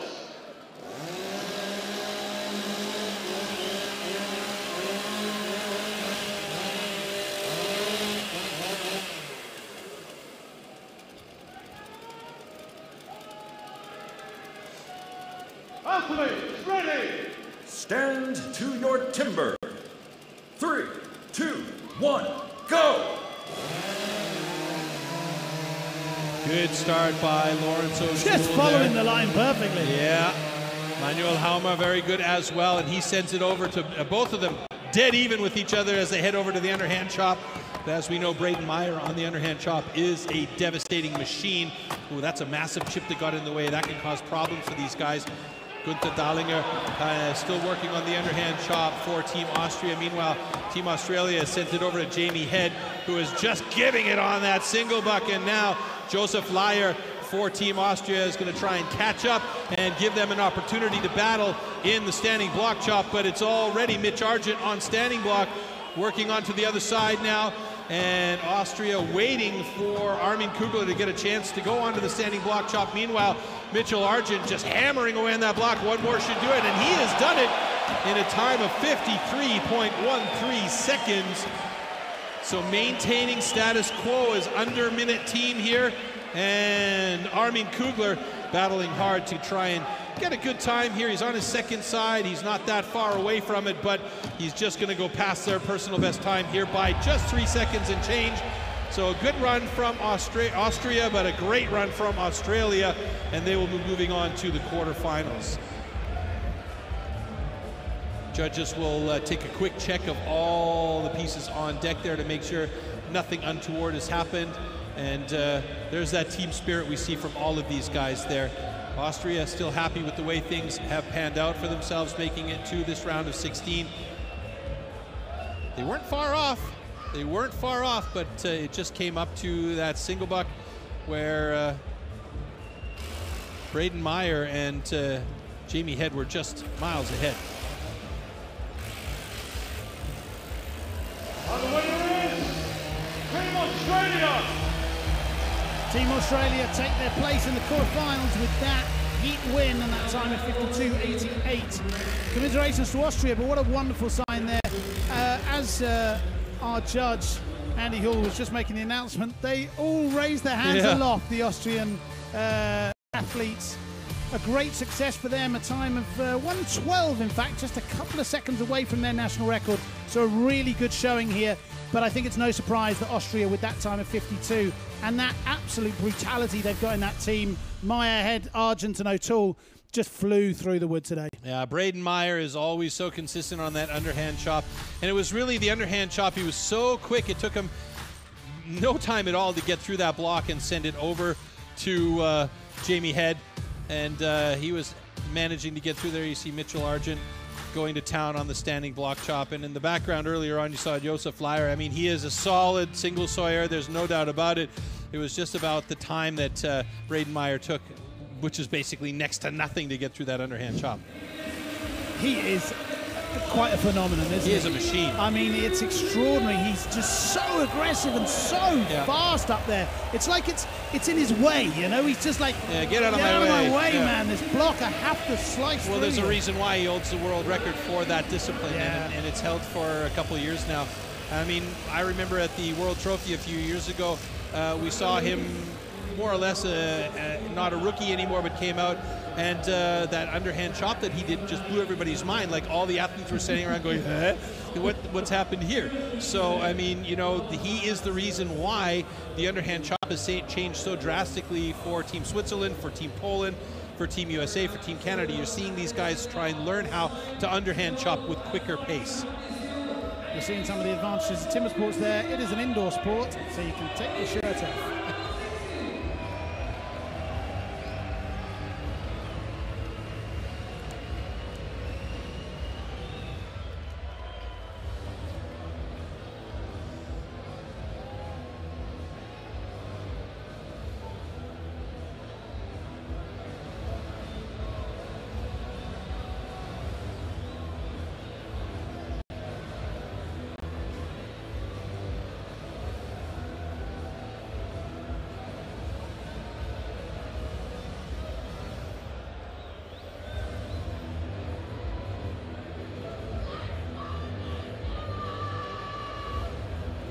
So we are ready for the next heat. This is going to see one of the favourites, New Zealand, going up against Norway.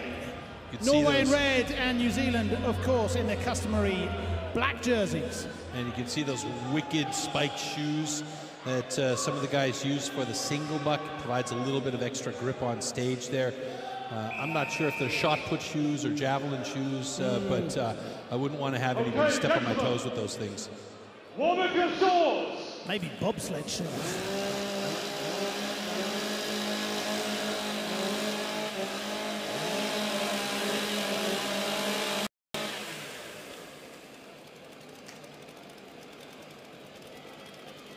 Athletes ready! Stand to your timber. 3, 2, 1, go! All right, we are underway with stock saw, and it looks like Bart Gievers for Norway has done a good job to keep them right on pace with New Zealand. Over to the underhand chop. Ole Magnus Berget, who normally we see on the stock saw, has moved over to the underhand chop. Jack Jordan on the second side of his block, getting close to getting through there. The trophy champion's done a good job to send it over to Robert Dowling on single buck. Robert Dowling wasting no time to get that saw moving. And Sulje Berget is through and has sent it over to Ole Ivar Lierhagen, but he is already done and dusted. Robert Dowling, and Nathan McDonald is now going to be working already on the second side of his block, and this looks like it may be a really good time for New Zealand, who have basically said, we're throwing the hammer down here. 53-41. That is a fantastic time. It's going to be a lot of guys looking at New Zealand and going, maybe they're going to take the championship. So there's a few guys to get through here first, but New Zealand showing that they are ready to go. They've, of course, got the trophy format, two-time world champion Jack Jordan in their team.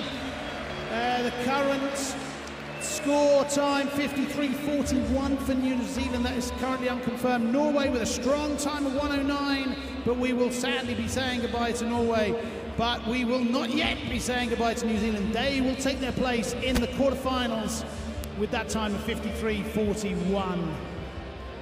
Very quick single buck there from Robert Dowling. Yeah, it was very fast. I mean, you know, they gave him every advantage getting over to the single buck quickly. Yeah. And, you know, once you get that thing moving, if you keep it flowing nicely, you can cut through quick, and Robert Dowling did just that. Great positioning here from the kids, waiting for the high fives from their New Zealand heroes here. Lovely show, good timing. And the winner is Team New Zealand. So New Zealand's going to go through, but Norway with a very nice time. I have to say, they improved on their time by a good 10 seconds. So that's a fantastic thing to see.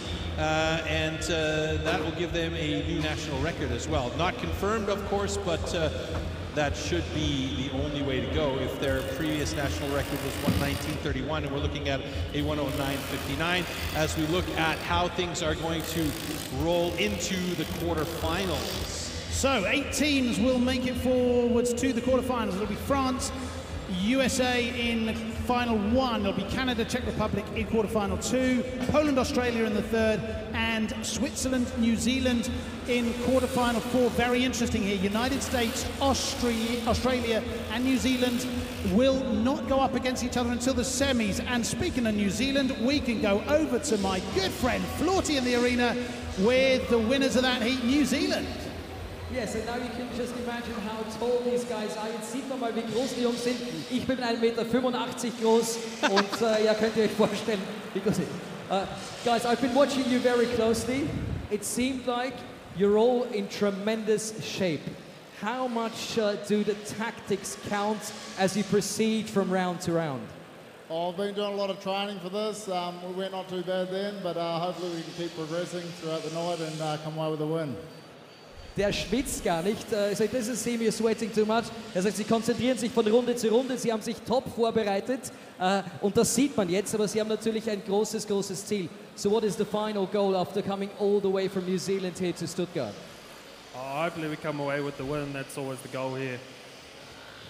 Also es gibt ein ganz klares Ziel. Sie zählen nicht nur zu den Favoriten, sie wollen auch natürlich ganz, ganz oben stehen am Treppchen. So what about the atmosphere? You guys seen a lot. If you compete here in Porsche Arena, what does it mean to you guys? Yeah, it's definitely the best arena we compete in here. The crowd's always a good crowd, and yeah, it's awesome here. Also großes Lob ans Publikum. Er sagt, Stuttgart gibt sogar ihm Gänsehaut und viel coolere Typen als dieser Neuseeländer gibt sich. So one more time, make some noise for the quarterfinalists, for the team of New Zealand as we return to the studio. Thank you, Florty. Great work there. They are ice cold, aren't they? They're like, we're here to win it, but brother, we came here for no other reason. We want to take that trophy back with us. Well, my favorite moment is, these guys are big. I'm 185 tall. Florty. Yeah, No, we good. believe you, Florty. Many wouldn't. But seriously, joking aside, there was genuine seriousness there. You know, they were like, we came to win it. You know, we didn't come here for a holiday. Australasia is like New Zealand, Austria, right? Or Australia, excuse me. Yeah. And I mean, Australia has won this title the last 3-4 years in a row. It's an absolute battle between these two because the last time a team won prior to Australia was, in fact, New Zealand. So they each share titles here. They each have it in their hearts that they want to have these titles, so it is really personal for New Zealand at this point. Well, it's great that you mentioned those two countries because we can put them up side by side in a split screen for you and see the times of Australia and New Zealand. Here we go.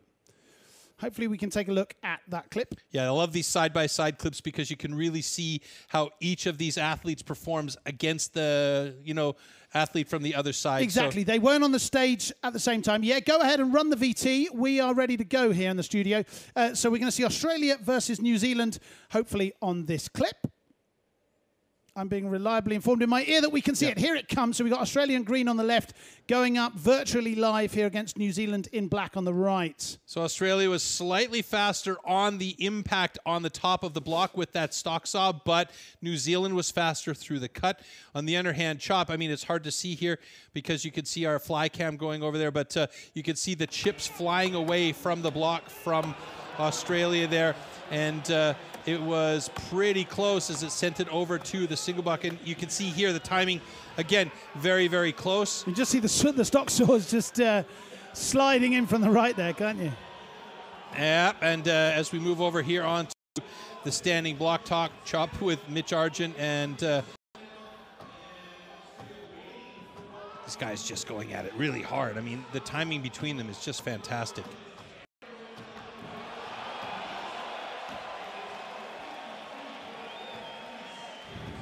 Okay, trust me, the drama is unfortunately not viewable here on this shot, but both teams have really set their stall out today, and they will be in the quarterfinal, as will France, the United States, Canada and the Czech Republic, and Poland and Switzerland.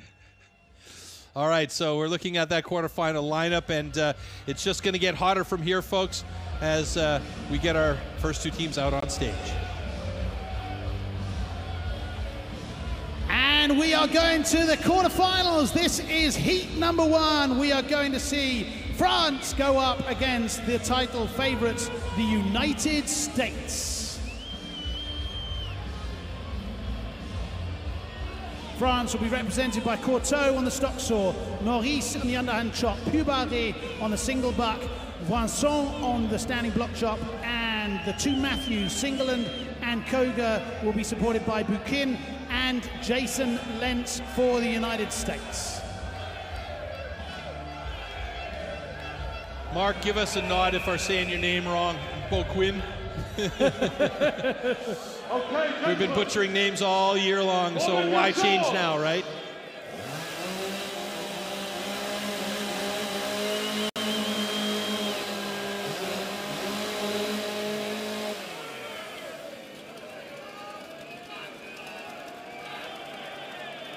Athletes, ready! Stand to your timber. 3, 2, 1, go! Good start. France has been notoriously good with these starts on the stock saw. Matt Slingerland looking good, though, as actually it was France a little bit faster on the stock saw on the transition over to the underhand chop. You can see a beautiful view from over there, overhead, as Alexander Maurice and Matt Kogar go at it. Matt Kogar moving to the second side of his block, slightly ahead of Maurice. Maurice is quick, though, looking good. Is it going to be Kogar through first? It will be. And now moving over to the single buck with Marc Boquin. I think I've said his name 4 times differently, but he's looking good on that single buck as he is clean through, and now will give Jason Lentz a chance to clean up that last part of the 4 disciplines as Pierre Puy-Paré cuts through his single buck and now gives it over to Loïc Poisson. Remember, their personal best today was 48.55, but the United States cleaned through with a 53.43, so unfortunately for France, it's not going to happen this time, even with a fantastic showing earlier on. They just weren't quite fast enough here, and Loïc Poisson, a few more drivers to get through that block, and he's done it in 1:09.84, but they'll definitely take that less than 1 minute time they had earlier on as their personal best for France, and a great job for them to do that. But the Americans, they are really on point here today. All the guys just performing at top level. Matt Slingerland, Matt Kogar, Marc Boquin, and Jason Lentz are all in top form for the competition here today. This is the period of the tournament where stamina is going to start to play its role. Absolutely. That's very correct, in fact.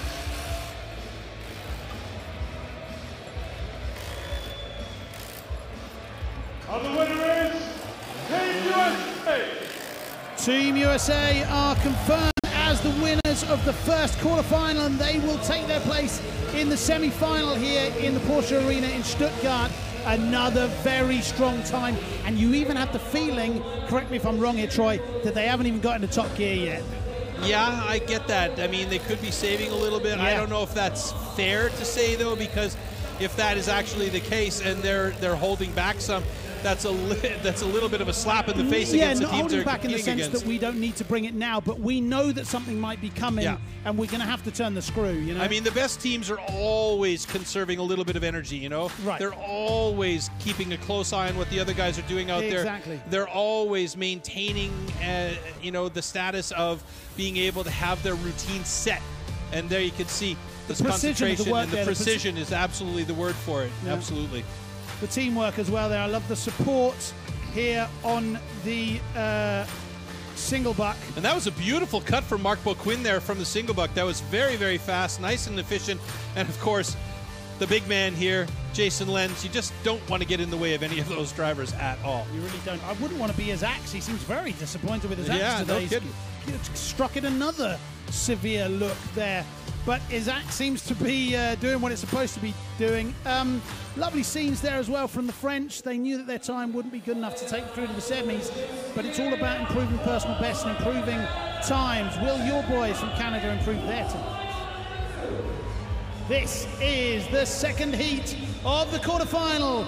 We are going to see Canada go up against the Czech Republic. It will be Bischoff, Dupuis, Cumberland and Hart for Canada, and we will see Bambushka, Klima, Kalina and Marash for the Czech Republic. No changes in the lineup positions for any of these teams here, so they're confident that the guys they have in the positions they are in are doing the job correctly for them, and they want to make sure that, you know what they say, if it ain't broke, don't fix it. As a couple of Canadian fans go past our studio here, he's very excited, the chap showing us his hoodie. Walking by the studio, going to miss the competition. What's going on here? You're in the wrong place, brother. Get out there in the arena. Right, this will be the Czech Republic against Canada. Their personal best times not far apart, so there could be fireworks here, dear Timber Sports fans. And this is anybody's game here between these two teams. I mean, we've seen it in the past where the Czech have beat Canada and Canada have also beaten the Czech. So it's about a little bit of wood luck, you know, or as we say in hockey, puck luck. Wood luck, I like it. I think you've coined a new expression there, Troy.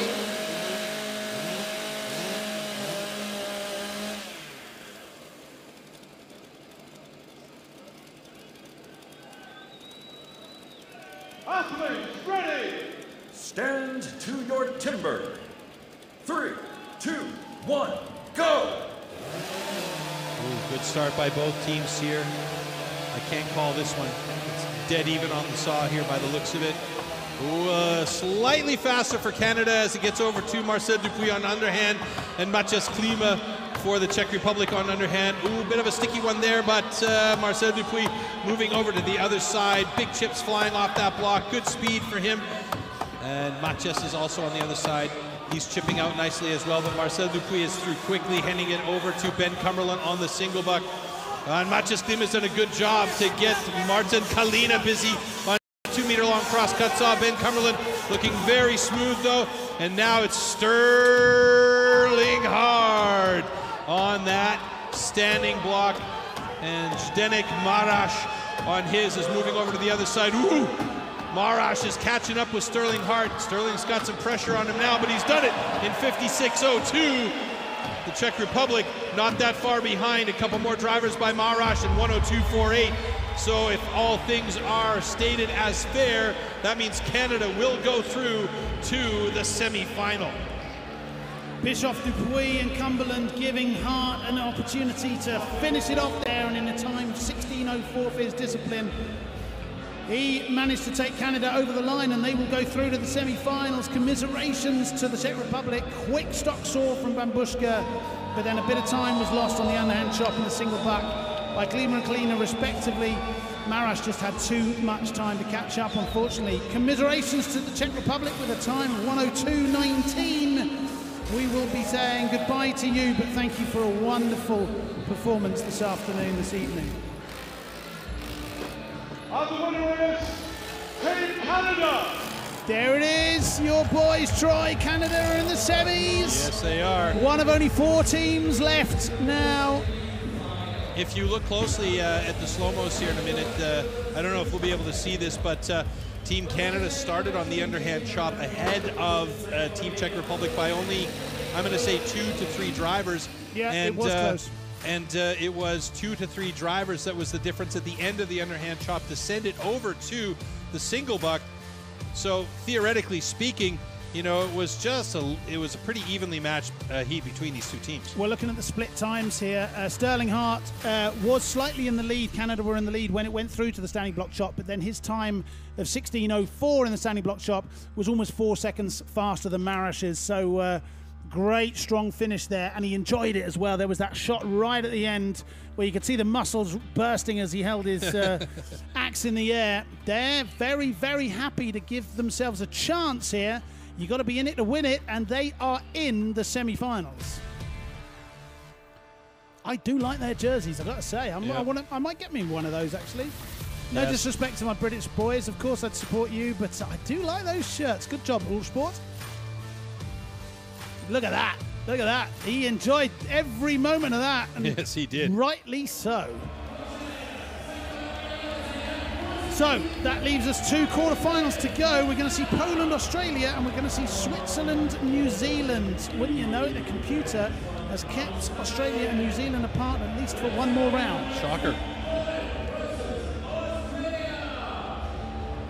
This is heat number 3 of the quarterfinals here at the Team World Championships for Timber Sports. We're going to see Poland go up against Australia. The Groenwald family are tagging in and out. We are going to see Father Groenwald go up here together with Dubicki, Kaczmarek and his son Szymon Groenwald and O'Toole Meyer. Brad De Loza, the world champion, will join Mitchell Argent for Australia.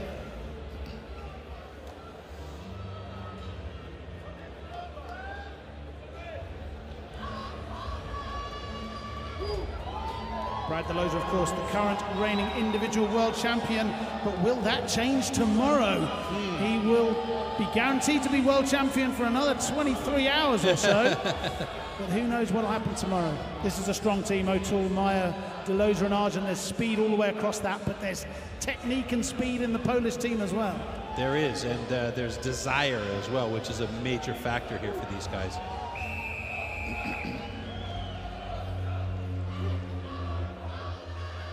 Okay, gentlemen, one of your swords.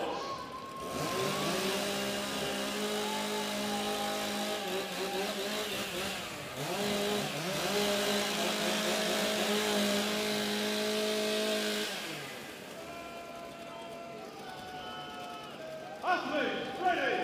Stand to your timber. 3, 2, 1, go! Ooh, quick start by Jacek Groenwald for Poland. He's got that saw in and running smooth and clean. Lawrence O'Toole is going to bend over so far to get to that just saw. ahead at this stage. Yeah, it's just slightly, but you know, it's the same situation. And look at this, wow! The young man, Szymon Groenwald, on the underhand chop is keeping up with Braden Meyer. Braden Meyer gets through it. 1, 2, 3, 4 strokes so far ahead of Szymon Groenwald as they headed over to Lawrence O'Toole. Brad De Loza, excuse me, Lawrence O'Toole cut earlier. Brad De Loza on single buck. Jacek Groenwald screaming at Krystian Kaczmarek to push him hard. And it's already Mitchell Argent on the second side of his block for Australia as Michał Dubicki is trying hard, but it's not going to be enough. And Australia does it in 50.58 seconds. Dubicki still trying to kill that block. And he does it in 1:02.45. Great showing there from both teams. Yeah. A strong time, 1:02. If it hadn't been just for a little bit of a hiccup there on a couple of the disciplines, Poland were right in with a shout, but Australia, wowee, nearly 3 seconds faster than anybody else today. Really setting the cat amongst the pigeons there. Yeah, and we saw briefly there as Szymon Groenwald pointed at the block on the underhand. I think he probably had a fairly dark spot there that was a knot that slowed him down. He was about 5 or 6 strokes behind Braden Meyer on that underhand, but he was very quick. First side was great for Szymon, and then he was right there with Braden on the second side, and then he just ran into that hard spot. The winner is Team Australia. There it is, the winners from 2022, Team Australia aren't slowing up at all here. They take their place in the semi-finals, and we will be saying goodbye to Poland. Right, we're getting under 50 seconds now. We're really speeding up. Yeah. That's what I meant about that sort of strategy, that building of momentum as the tournament develops, right? You don't want to peak too soon. Well, I mean, there's definitely a part of it that's strategy, but I think momentum is built automatically as you start to get that adrenaline rush, and you know there's a very, very capable team across the stage from you. And every time that happens, you know you've got to step up. And we say in hockey, it's playing up. You know, you could have a bad team of players or maybe a team of players that aren't at the level of a team that you're playing against, and you play well against them because you have to. Can we talk about Braden Meyer? Why is he so angry? I mean, he just launches into his work, doesn't he? Yeah, I mean, he's an intense athlete and he's an intense competitor. And, you know, he knows all too well what it takes to become a world champion, both in the team and in the individual level. So he just wants to, and it's sort of that same situation like I mentioned with Danny Martin earlier. He just wants drag the team into the podium spot on the top with them, you know? So they're on pace to do it, but they've still got to run into the Americans and the Canadians, and it's going to be an interesting day. It really is. Great job again, though, we must say, from Team Poland, particularly the Groenwald family. Fantastic performance.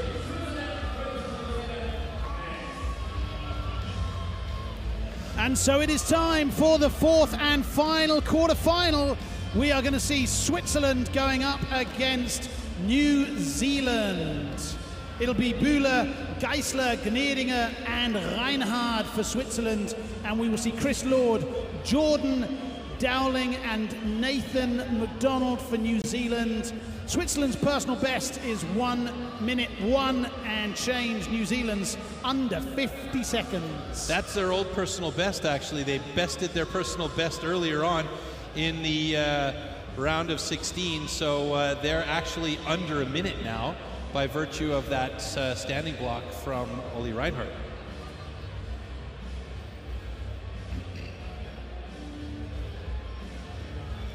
I believe they're at 56 or perhaps 59 seconds. I didn't see it on their side by side, but it was still under a minute, so that's all that matters.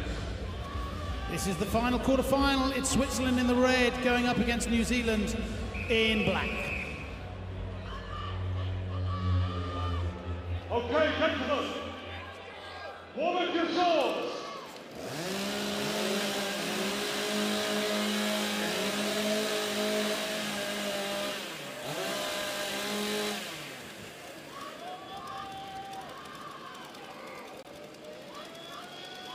Athletes, ready! Stand to your timber. 3, 2, 1, go! All right, we are underway here. Switzerland against New Zealand. The intensity ramps up for both of these teams, and it looks like it's New Zealand just slightly behind Switzerland as they move over to the underhand chop. Jack Jordan working hard against Christoph Geisler. Jordan over to the other side of his block with a sticky axe. Christoph Geisler still on the first side now. Moving over to the second side, we know Christoph Geisler's got it in him to get this done quickly. Jim and Gnedinger waiting on his chance to go at that single buck, but Robert Dowling already working on his single buck there as Christoph Geisler's got a sticky one and he's finally through. He's not happy with that block at all. And now Nathan McDonald on standing block as Pim and Gnedinger works that single buck to try and get Olli Reinhardt his chance to go at the block, and there we go, Olli Reinhardt getting into it, but Nathan McDonald cleans it up for New Zealand in 54.20. Olli Reinhardt quick with that axe, but not quick enough today to get in there as he's got himself, there's a quick picture of us, hello, as he's got himself in there with a time of 109.56.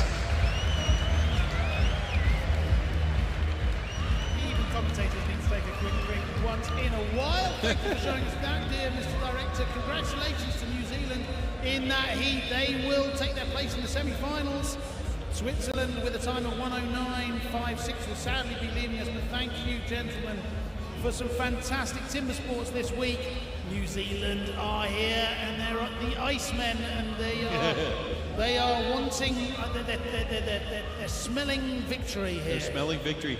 One thing you can say about Switzerland, though, and they can definitely be very proud of how they performed here today, is that under a minute time. So they're going to definitely take that to the bank, we'll call it, and work forward from there. So that's a great step for Switzerland in the right direction.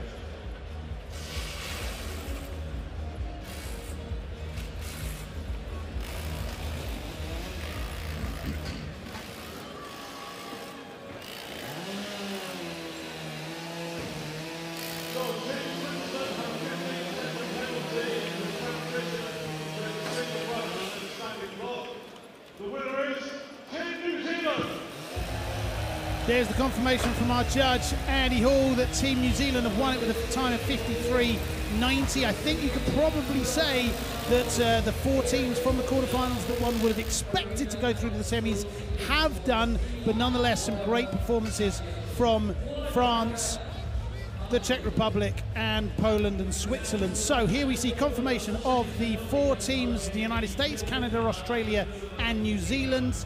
The computer randomly assigns them their semi-final places.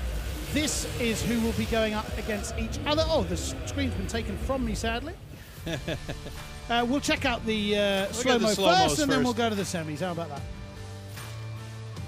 In fact, I can tell you it'll be the United States, Canada, and Australia, New Zealand. Ooh, look at that. When an America's lineup and an Antipodean lineup.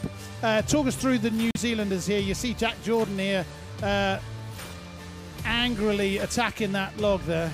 Yeah, I mean, Jack Jordan, the trophy champion from this year, just a fantastic athlete, big boy, lots of power, and, you know, he really took it to that block. And then at the end, Nate, with a fantastic final driver there to do it for Team New Zealand. Here's Ollie Reinhardt doing his best to get through there. And you could tell he was so excited in the earlier heat, and this time there was that disappointment on his face because he knows he's going to be out of it. And there's Ollie's girlfriend fully into the action here, so great job for her being such a power fan out there in the audience.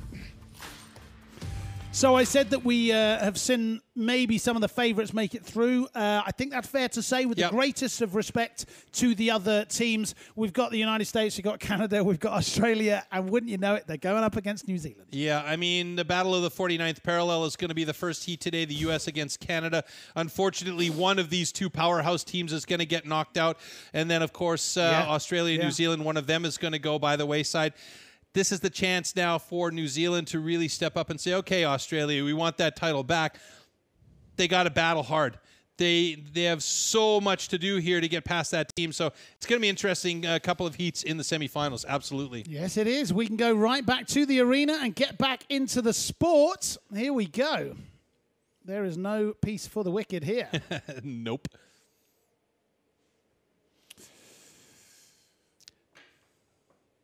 Here we are, here we are. So we got the opportunity to see a heat versus heat. So we've got Australia going up against New Zealand. They weren't competing against each other, of course, but we have lined up, or our technicians, I should say, have lined up the footage next to each other. There you see Maya absolutely annihilating the block on the left there, but Jack Jordan as well. What power these boys have got. I mean, Jack Jordan's only one stroke behind Braden Meyer in that particular discipline. So you can see here, these guys are really, really evenly matched up. And that is going to make that second semifinal heat, that second semifinal heat very, very interesting. As you can see here also on the standing block chop, what an incredible battle it is between these two teams. So Australia's slightest of advantage here. One stroke perhaps, two strokes in this case, three. But generally, both these teams are pretty well matched up against each other. So Australia set a time around the 50-second mark. It was 4 seconds faster than New Zealand, but we're going to see the times increase again, I would hazard a guess. So the remaining semi-finals are, as we're seeing on the graphic there, the United States against Canada in semi-final 1, and semi-final 2 will give us one of Australia or New Zealand. All four of those teams have submitted multiple 1-minute times today, so we're going to see fireworks there either way, aren't we? Absolutely. It's going to be a very interesting speaking of fireworks there, it was almost like the manager in the arena heard me say that.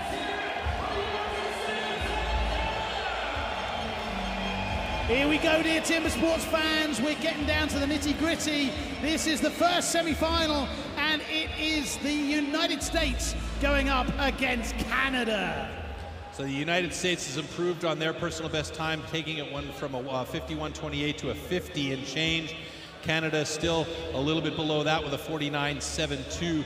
So this is going to be a very intense heat between these two nations that are neighbors. There's going to be no love lost here on stage, but we know that they're always willing to shake hands and be friendly about it afterwards. You know, the Canadians are good like that, eh? That A gave you away there, Mr. Mannering. You are, of course, of Canadian descent, but you will be neutral in your commentary today. I am sure of that. No way, you hoser. Don't be confused by the jersey colours. On the left of your screen, we've got the United States in red, white and blue, and comfortably in red, white and black. On the right, it's Canada. This is going to decide who takes the first place in the Team World Championship Final 2023. Warming your swords.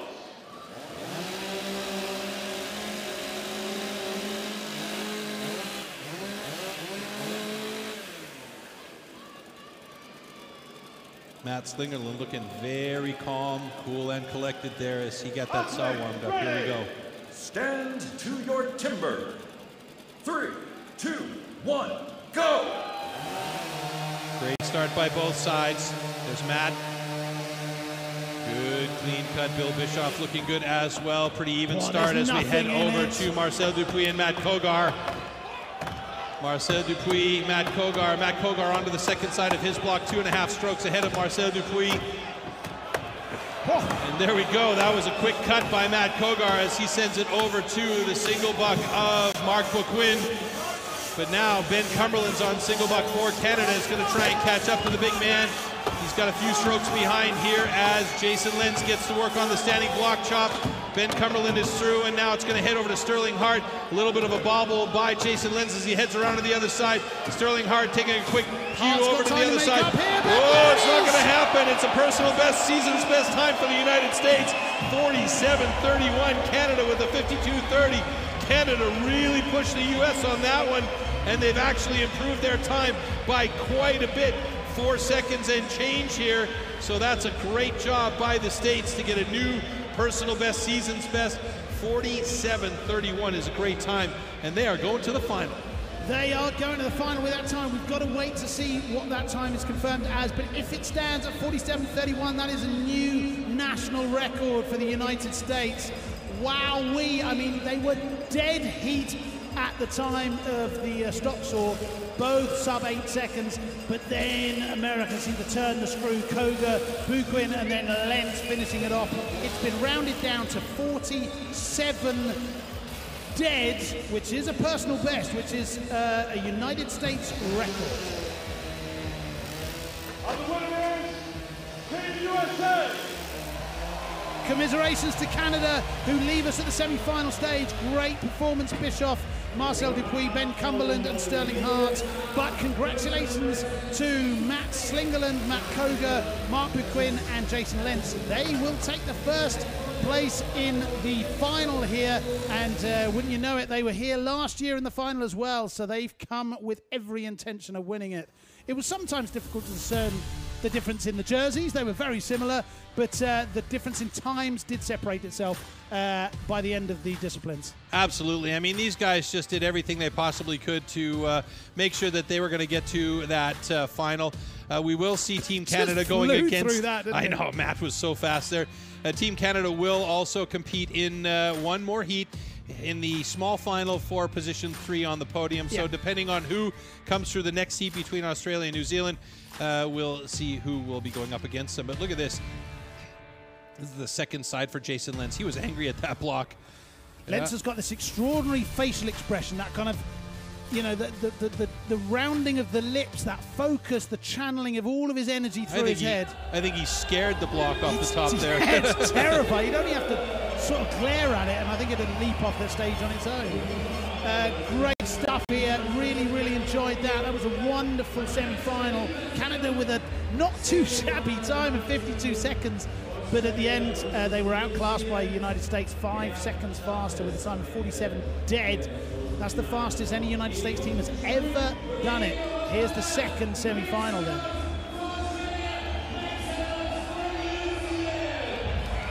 This is the second and final semi-final. It's heat 2, and it is a down-under affair. It's going to be Australia going up against New Zealand.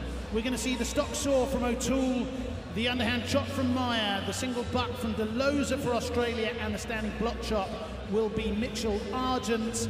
Chris Lord will kick it off for New Zealand, followed by the underhand chop from Jack Jordan, Robert Dowling with the single buck, and the last leg will be taken by Nathan McDonald for New Zealand. So no major changes for Australia in this one. Chris Lord slipping in for New Zealand in that stock saw. So let's see if this makes a difference for these guys. You see the secret weapon here in this heat to make it to the final. This is going to be a monumental battle. Two teams that know each other oh so well from years past and recent years as well. So there's going to be a lot on the line here. Pride, position and that awesome team trophy and their name up on it one more time. Last minute preparations being made here.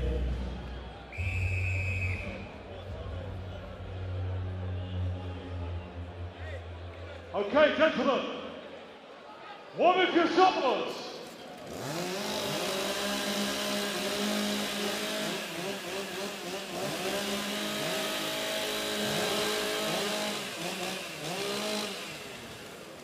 Semi-final number 2 is Australia in green, New Zealand in black. Here we go. Ready. Stand to your timber. 3, 2, 1, go. Very even start by both these teams. It's going to be a tough call. I'm already nervous about this one. Oh, in synchrony they swing down together. And now moving over onto the underhand chop. Braden Meyer and Jack Jordan going against each other, moving over to the other side of their blocks at about the same time. Braden Meyer, as we know, so quick here. Jack Jordan, no slouch though, and it looks like it might be Jack Jordan through it exactly the same time, but he had to step back up and cut through a thread. And now that's given a small advantage to Australia, and Brad DeLosa, who we know is fantastic on the single buck. But for New Zealand, Robert Dowling has been good all day long. This is too close. And now it's Mitchell Argent on the standing, and that means Nathan McDonald is going to have to work his butt off as they both come around to the other side at about the same time. Who's going to have it? It's going to be Mitch Argent, or is it going to be Nathan McDonald? It's going to be Crosby. It's going to be Australia going on to the final. New Zealand will have to battle it out in the small final. So Australia, once again, will contend to try and maintain dominance in the team competition up against the USA. And I saw this coming, the USA going up against Australia, but wait a minute, we have a flag on the play. Oh, there it is. We have a yellow flag for New Zealand. So that time will be checked. Confirmation there that the New Zealand performance is under review. Australia making their way to the front of the stage.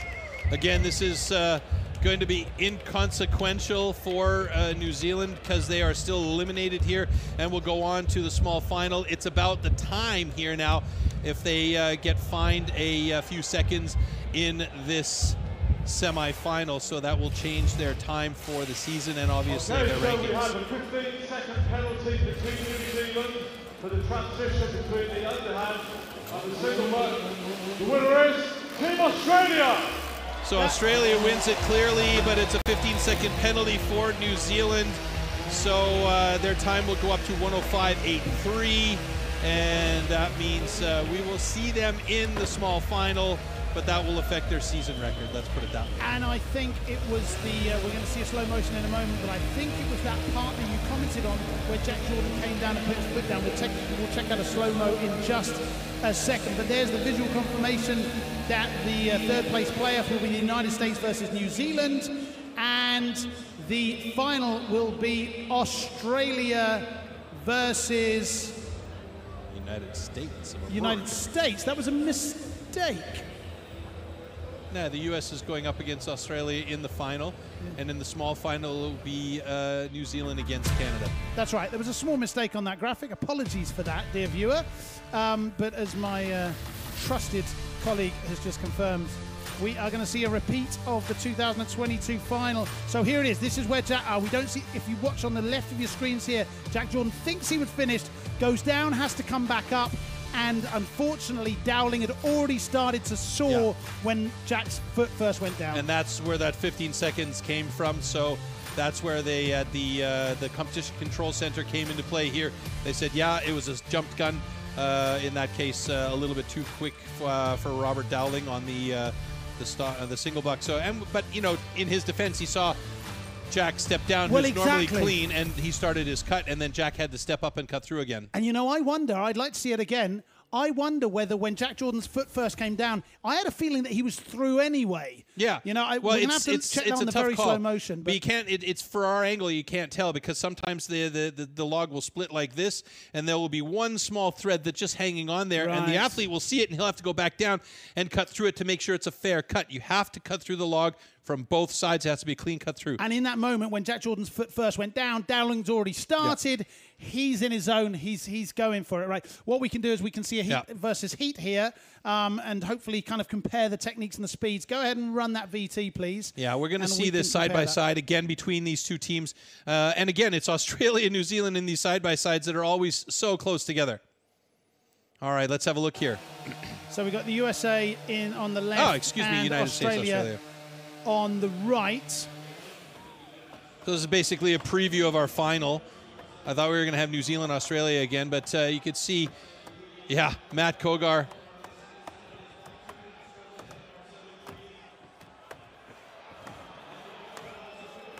Not Matt Kogar, excuse me.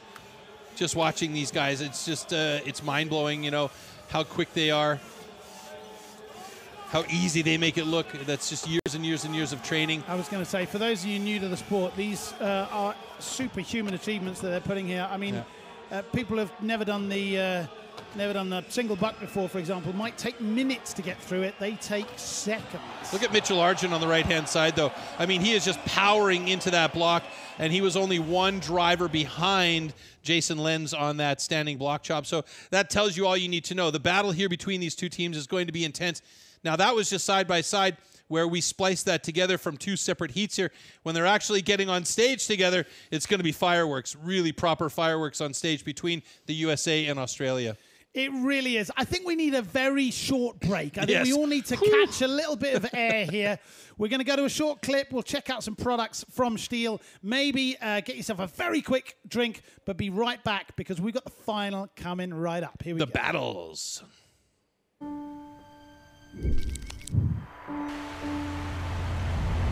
The Stihl brand world, a new home for a global brand.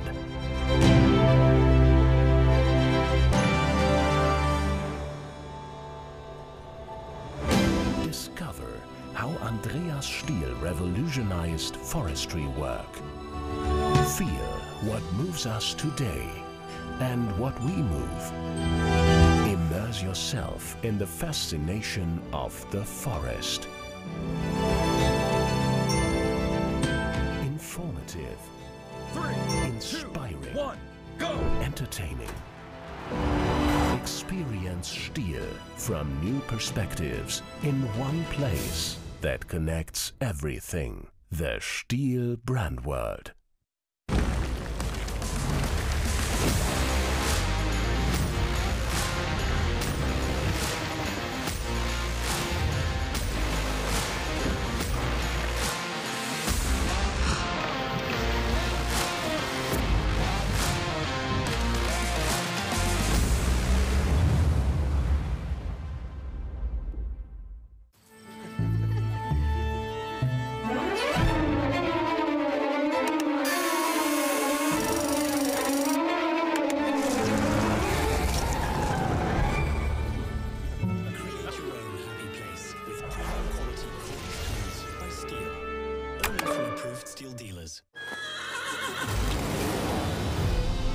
There's still some wild out there, but to look for it, you need something that can look adventure in the eye.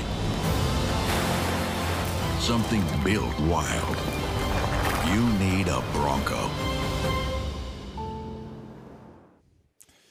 Welcome back. We hope you enjoyed that short break. Please support our sponsors because they support us, but that brand world at Stihl is fantastic. I'm going there. I enjoyed that hugely. The drone shot going through there. Very nice indeed.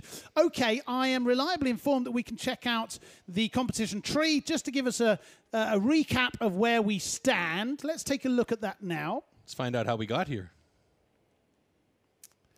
Here it is. So 16 have become 2. We can see the winners of the heats here being slipped into the quarterfinals. That was France, USA, Canada, Czech Republic, Poland, Australia, and Switzerland, New Zealand. That gave us 2 semis of the United States and Canada, and then the Antipodean final of Australia and New Zealand. And we're going to go back to the arena now for the third place playoff. That will be Canada versus New Zealand. Here we go. We can go straight over to the arena now. You can hear Florty and Sandy in the background whipping the crowd into a crescendo, but quite frankly, I think the sport's doing that on its own. It's doing it all by its lonesome.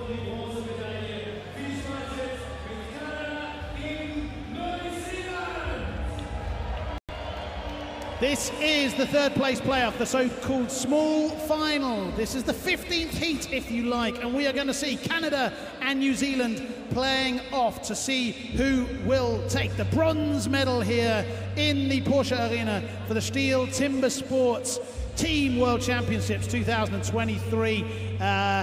New Zealand in the semi-final, brutally unlucky with that time penalty, just pipped to the post. Canada also with a great performance today. Where's your money on here, Troy? Whoa, tough call on this one. I mean, both of these teams are absolutely fantastic. They're in top form. It's going to, for me, I think it's going to come down to the two guys at the front of the stage here, Jack Jordan and Marcel Dupuis. They are very well matched up against each other. Marcel being around the block, Jack Jordan, a young man, very big, very strong. And we'll see how it blows out when these logs start to finally fall apart. There you can see Sterling Hart doing the last minutes of preparation on the standing block. He's always so consistent with his performances. He is more or less a machine out there. Robert Dowling, of course, and Ben Cumberland on that single buck. So let's see how this all plays out and where, if at all, my call is correct. Let's see. Good luck to both teams. This is Canada and New Zealand. Ready. Stand to your timber. 3, 2, 1, go! Ooh, very quick start there by Bill Bischoff. He was fast on that saw. Chris Lord looking very clean, but it's Marcel Dupuis for Canada starting off quickly on the underhand chop. Jack Jordan about 1.5 strokes. Half stroke behind, but Jack Jordan, and Marcel Dupuis moving over to the front side of their blocks pretty much evenly. Jack Jordan chipping out very nicely. He should be through quickly, and he is, as he sends it over to Robert Dowling on single, and now Ben Cumberland on single will start to work. Ben Cumberland really solid here. Robert Dowling all the way through almost. He's 3/4, 5/8 now, and he is through, but Ben Cumberland has done a good job to catch up, and now it's going to be up to Sterling Hart against Nathan McDonald. Sterling Hart, Nathan McDonald moving over to the second side of their standing blocks. This will be a tight one between two very good teams and very good choppers. Will it be New Zealand or will it be Canada? And Canada is going to take the bronze medal with a time of 53:05. Woo! What a final driver from Sterling Hart to do it for Canada. I don't see any flags on the play so far, so we should be good to have another bronze medal in the books for Canada. And a disappointed Team New Zealand right there, who have worked so unbelievably hard all day. They've been fantastic from beginning till end, but it was just at the end where they had not quite enough at the standing block chop. Bitter disappointment there for Team New Zealand. Commiserations with the time as yet unconfirmed. 55. Will be good enough for fourth place. Congratulations to Canada, though, with that time of 53:05. They loved every second of that, didn't they? The high fives are still going on. Yeah. Wow. Congratulations to the Canadian team. That was really a great performance today.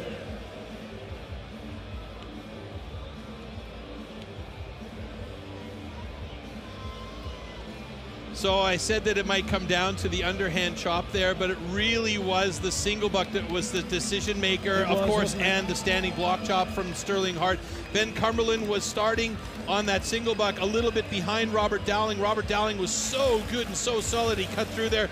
But Ben Cumberland came through very, very clean with just a hair behind Robert Dowling, and that gave Sterling Hart the opportunity to really go for it on the standing. And the winner is Team Canada. Congratulations, Team Canada. 52:80. The fireworks confirm that we have a third place team.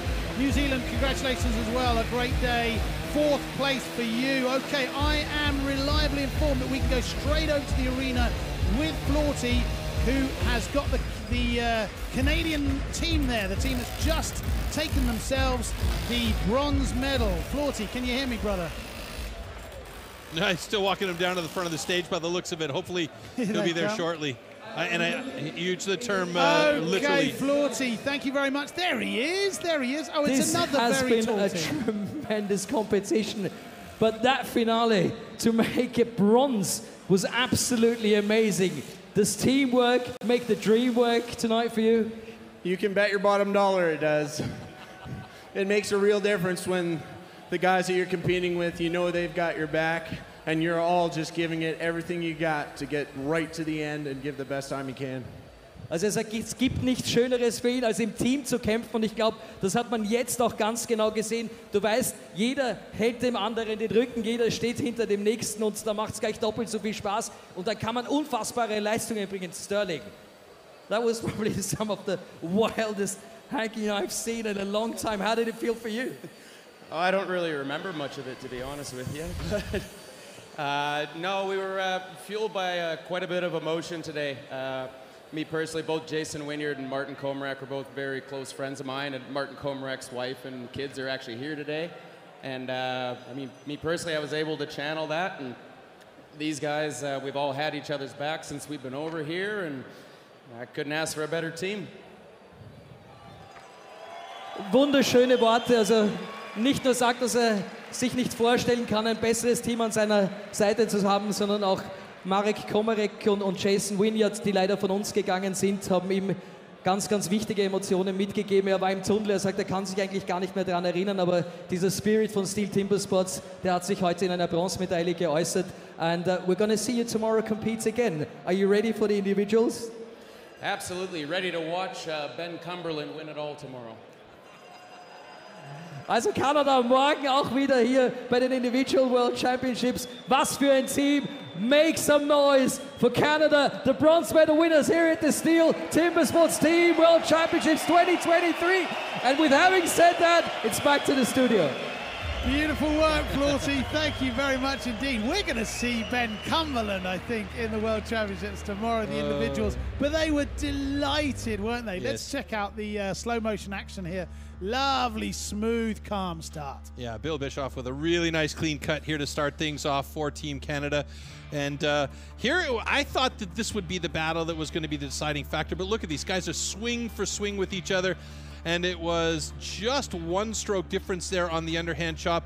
Now, as we went over to this particular discipline, Ben Cumberland, New Zealand are in the lead super strong. But New Zealand wins this one, but it was a stroke and a half difference there. And then this is some angry cutting right here from Sterling Hart.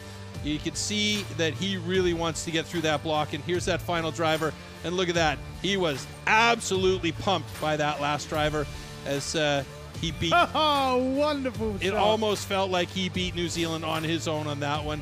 It's such a great job. Don't bring that axe down behind your teammate there. Yeah. I want to be very careful with that. But safety first. As Sterling did say, a lot of emotions here for these guys today. So, you know, like I said, this is going to be an event that all of these athletes are cutting for Jason Wynyard and the other fallen athletes in the last couple of years that have left us way too early. Very well put. Thank you, sir. Indeed. Wow. We started off with 19 teams. We are left with 2. There will be only one winner from the United States and Australia. We were in Sweden a year ago, and the same 2 teams were in the final. This is the final heat of the afternoon. This is the Team World Championships 2023, the final. United States going up against Australia. We are going to see the dream team of Matt Slingerland, Matt Koga, Mark Buchan and Jason Lentz, and they will go up against the machines from Australia. Lawrence O'Toole, Braden Meyer will take the underhand chop.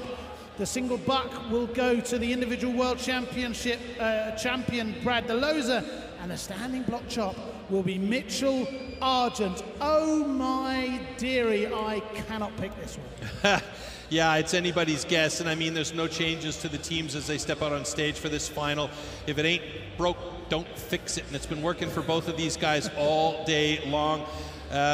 You know, at this point, it's a rematch from last year. The Americans have a little bit of a bug in their bonnet here because they definitely know they can beat the Australians. The Australians are always so solid. It's going to be a very, very interesting heat here. And let's get this one on. Warm up your swords.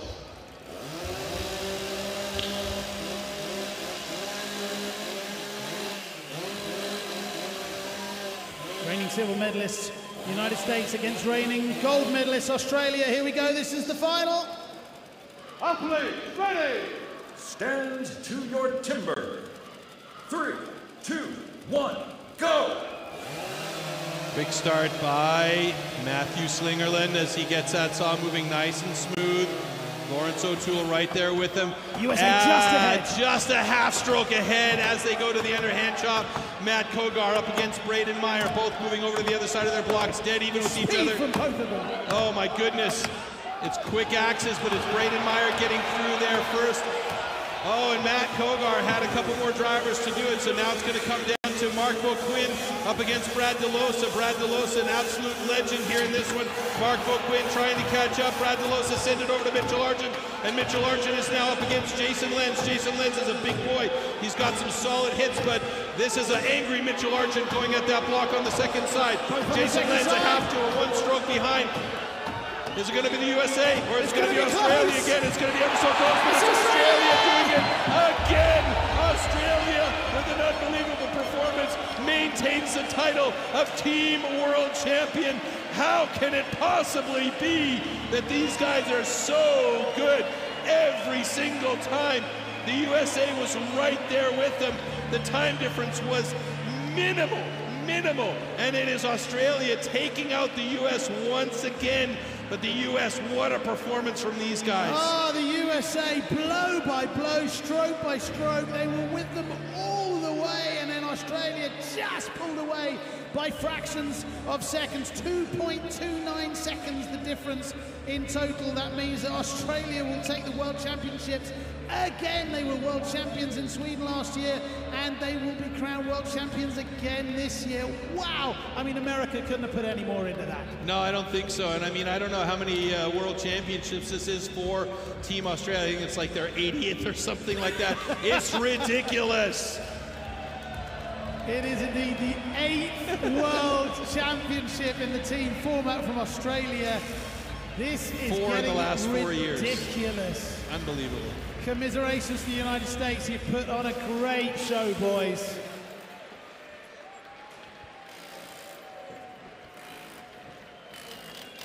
Last minute handshakes for the new world champions. Team Australia! There is the final confirmation, if you needed it, that the winners of the Team World Championships 2023 are Australia again. That time in the final, the fastest time we have seen all day, 52.54 seconds. Mr. Mannering, can anyone beat this team? I think the only way to do it is to poison the team before they arrive here. It's unbelievable. These guys are so solid, so good, so consistent. That's the thing. The consistency they have as a team is absolutely incredible. It really is. So we saw the small final. That was Canada versus New Zealand. And of course, we've just seen the final. It was the United States, Australia, and Australia yet again for the 8th time. I repeat, the 8th time Team World Champions. And they brought some fans with them as well. Hey, say hello, Team Australia. Congratulations to all of you. You are welcome to deserve that and enjoy every moment of tonight. It was just neck and neck, Troy. Well, I mean, Matthew Slingerland had the faster cut there by just a hair, and it got over to the underhand chop where Matt Kogar was right there with Braden Meyer, but it was like 3 strokes difference as then we head over to Mark Boquin for the USA and Brad DeLosa. And Brad DeLosa is just an absolute legend when it comes to the single buck. He has this thing on lockdown. Now, Mark Boquin was right there with them all the way along. And you can see any second now that cookie is going to drop for Brad DeLosa, and it heads over to a couple of absolute beasts when it comes to this. But look at how angry Mitch Argent is as he's attacking that block. Jason Lenz, I mean, the guy is an absolute monster himself. He's so big, so powerful, and he just, you know, maybe if his arms were a bit shorter, he'd be able to get those drivers in quicker. I don't know.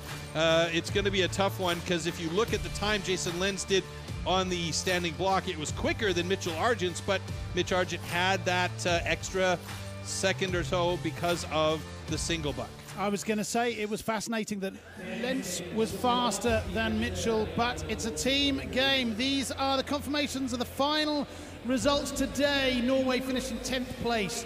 Sweden, Switzerland, France, Poland make up the second five. 5th place was Czech Republic today. New Zealand with 4th place. The bronze medal went to Canada. The silver medal went yet again to the United States. And for the 8th time, Australia will be crowned Team World Champions. Quite remarkable. Yeah. I mean, I'm just looking at some of these times here, comparing the United States and Australia, as we see some of the other teams there. Romania followed up the field with Ireland and Hungary. We've seen a lot of good timber sports today, but these boys, the Americans and the Australians, they just seem to be in a different league, don't they? Well, I don't know if a different league is fair to say. I mean, it's from an outsider's point of view, these two teams seem to be on a collision course with each other every single time. That's true. But I mean, it could have been Canada. It could have been New Zealand. It could have been the Czech Republic, quite honestly. Yeah. I mean, all of these teams were right there as far as the timing is concerned, but it's really about managing your assets when you're on the stage. And these the Australians just seem to have that on lockdown, and the Americans are right there. And, you know, they have a saying in sport, you got to learn to lose before you can learn to win. Right. And, you know, Australia has done their fair share of that in the past, but in the last 8, you know, times that they've won, they've always been consistently right there with each of the individual disciplines. And that's where they're really strong, is that management of their time and energy on stage. The strategy as well. They've got the right guys doing the right things, haven't they? You know, they've got that absolutely manic speed of Meyer on the underhand chop. They get... Oh, I'm being told that we can go to Florty in the arena. He's always got something interesting to share with us. So I will gladly hand over to you, dear Marcus, in the Porsche Arena in Stuttgart. Well, that's very kind of you guys handing over to us. We can still feel the excitement. Sandy, I'm still sweating. I still have goosebumps on my arms. How was it for you? I mean, look at the crowd waiting for the winner's ceremony that is going to take place in just a few moments. I think everybody's just as excited as we are. Yeah, I think goosebumps is the right word. Also Gänsehaut-Feeling hier in der Porsche Arena. Ihr seid ein großartiges Publikum, Stuttgart. Phänomenal! Ich hab's dir gesagt, die Stuttgarter, die geben Vollgas, und das ist wirklich das, was die Teams auch motiviert hat. Das haben wir in den Interviews gehört, ja. Die Teams haben gesagt, das hat sie richtig angepeitscht, das habt ihr richtig geil gemacht. Ja, und jetzt kommen wir gleich zu den Champagne Showers, Floti. Absolutely, you can see behind us the setup is almost ready. As soon as we get the go, we're going to call the teams here onto the podium, and I've just been told we are ready for the winner's ceremony. So let me ask Porsche Arena in Stuttgart one more time. Are you guys ready to cheer and shout for our champions? Are you ready to shout for bronze, silver and gold? Wo ist die Porsche Arena? Alle Fahnen nach oben und noch einmal richtig Vollgas geben. Wir kommen jetzt nämlich zur Winner's Ceremony. Bronze, Silber, Gold. Die Weltmeister sehen wir gleich hier auf der Bühne. Die alten Weltmeister, die neuen Weltmeister zum 4. Mal. Aber jetzt gehört erstmal das Wort Floti für die Bronzemedaille. Ladies and gentlemen, boys and girls, dear Steel Timber Sports fans, welcome to the winner's ceremony of the Steel Timber Sports Team World Championship 2023. Please welcome on the stage the bronze medalists. Give it up for the team of Canada! Bronzemedaille bei den Steel Timber Sports Team World Championships 2023 in Stuttgart in der Porsche Arena. Hier sind sie, das Team aus Kanada.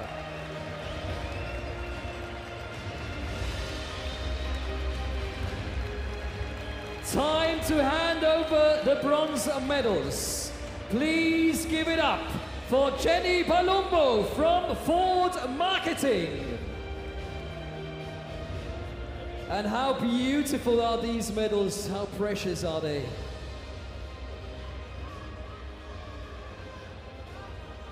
Handed over by one of our dear partners, Ford Marketing, Jenny Palumbo.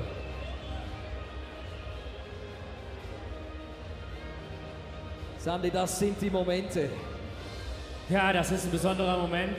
Weltmeisterschaft, Bronzemedaille. Sie haben gekämpft, sie haben am Ende das kleine Finale dann für sich entscheiden können und ja, von bester Seite gezeigt, muss man so schon sagen. Und zu Recht natürlich auch den Applaus hier in der Porsche Arena bekommen. Und den gibt es jetzt nochmal von unserem Stuttgarter Publikum. Stihl Timbersports Weltmeisterschaft 2023, Bronze-Medalist Team Kanada. It is time to meet the silver medalists. Stuttgart Porsche Arena. Put your hands together for Team USA!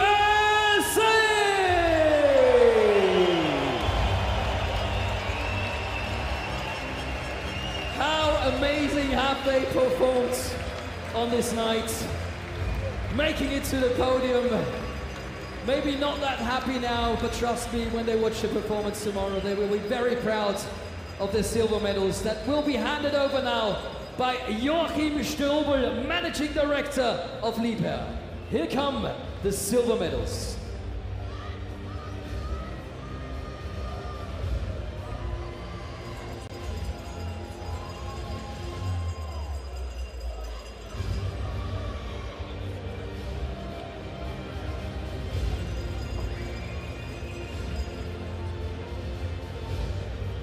What a precious moment in this sold-out arena in Stuttgart.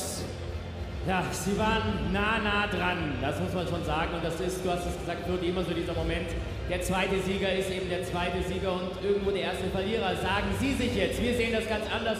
Sie haben phänomenal gekämpft, sie haben wirklich einen tollen Wettbewerb abgeliefert und sie hätten die Goldmedaille auch verdient. Das ist Silber geworden und das ist schon wirklich ganz besonders. Und eines haben sie sich ganz sicher verdient. Unseren Respekt und nochmal einen riesen Applaus für den Silver Medalist, Team USA!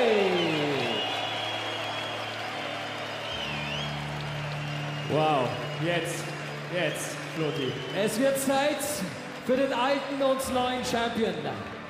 The old and new Steel Timbersports Team World Champions. 4 times in a row. Stuttgart Porsche Arena, shout and scream for the Steel Timbersports Team World Champions for the team of Australia!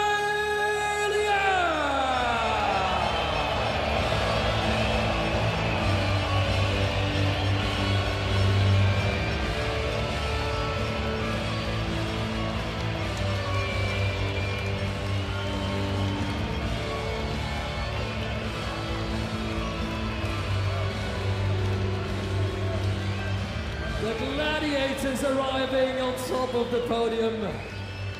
What a moment as they receive their gold medals from Sarah Geberts, Steel Executive Board Member, Marketing and Sales.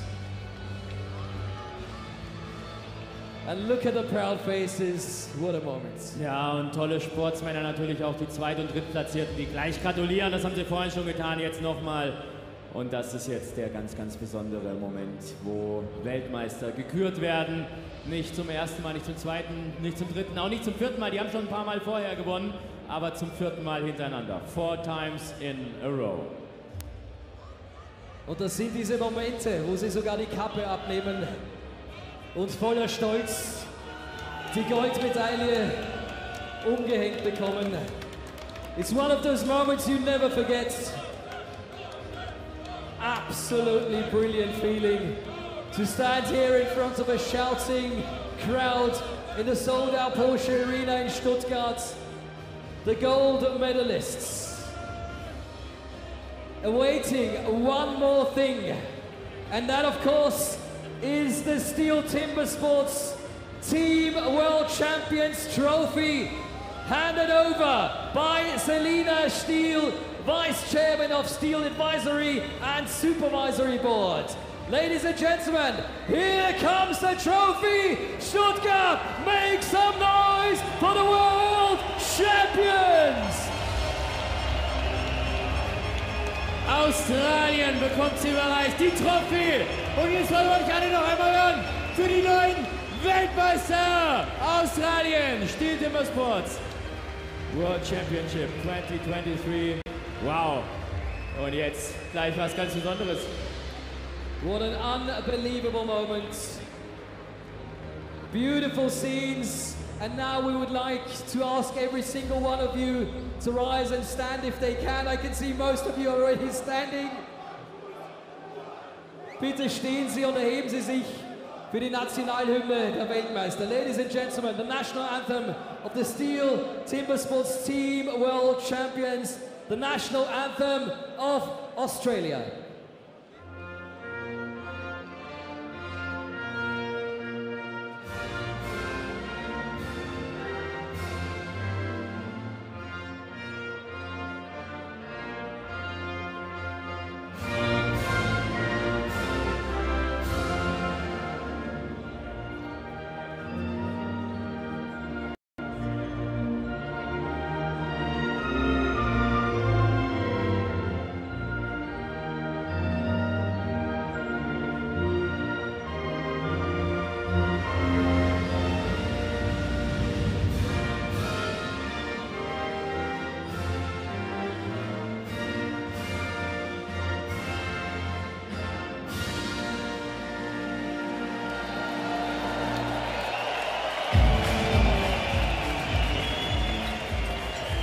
Time for champagne shower.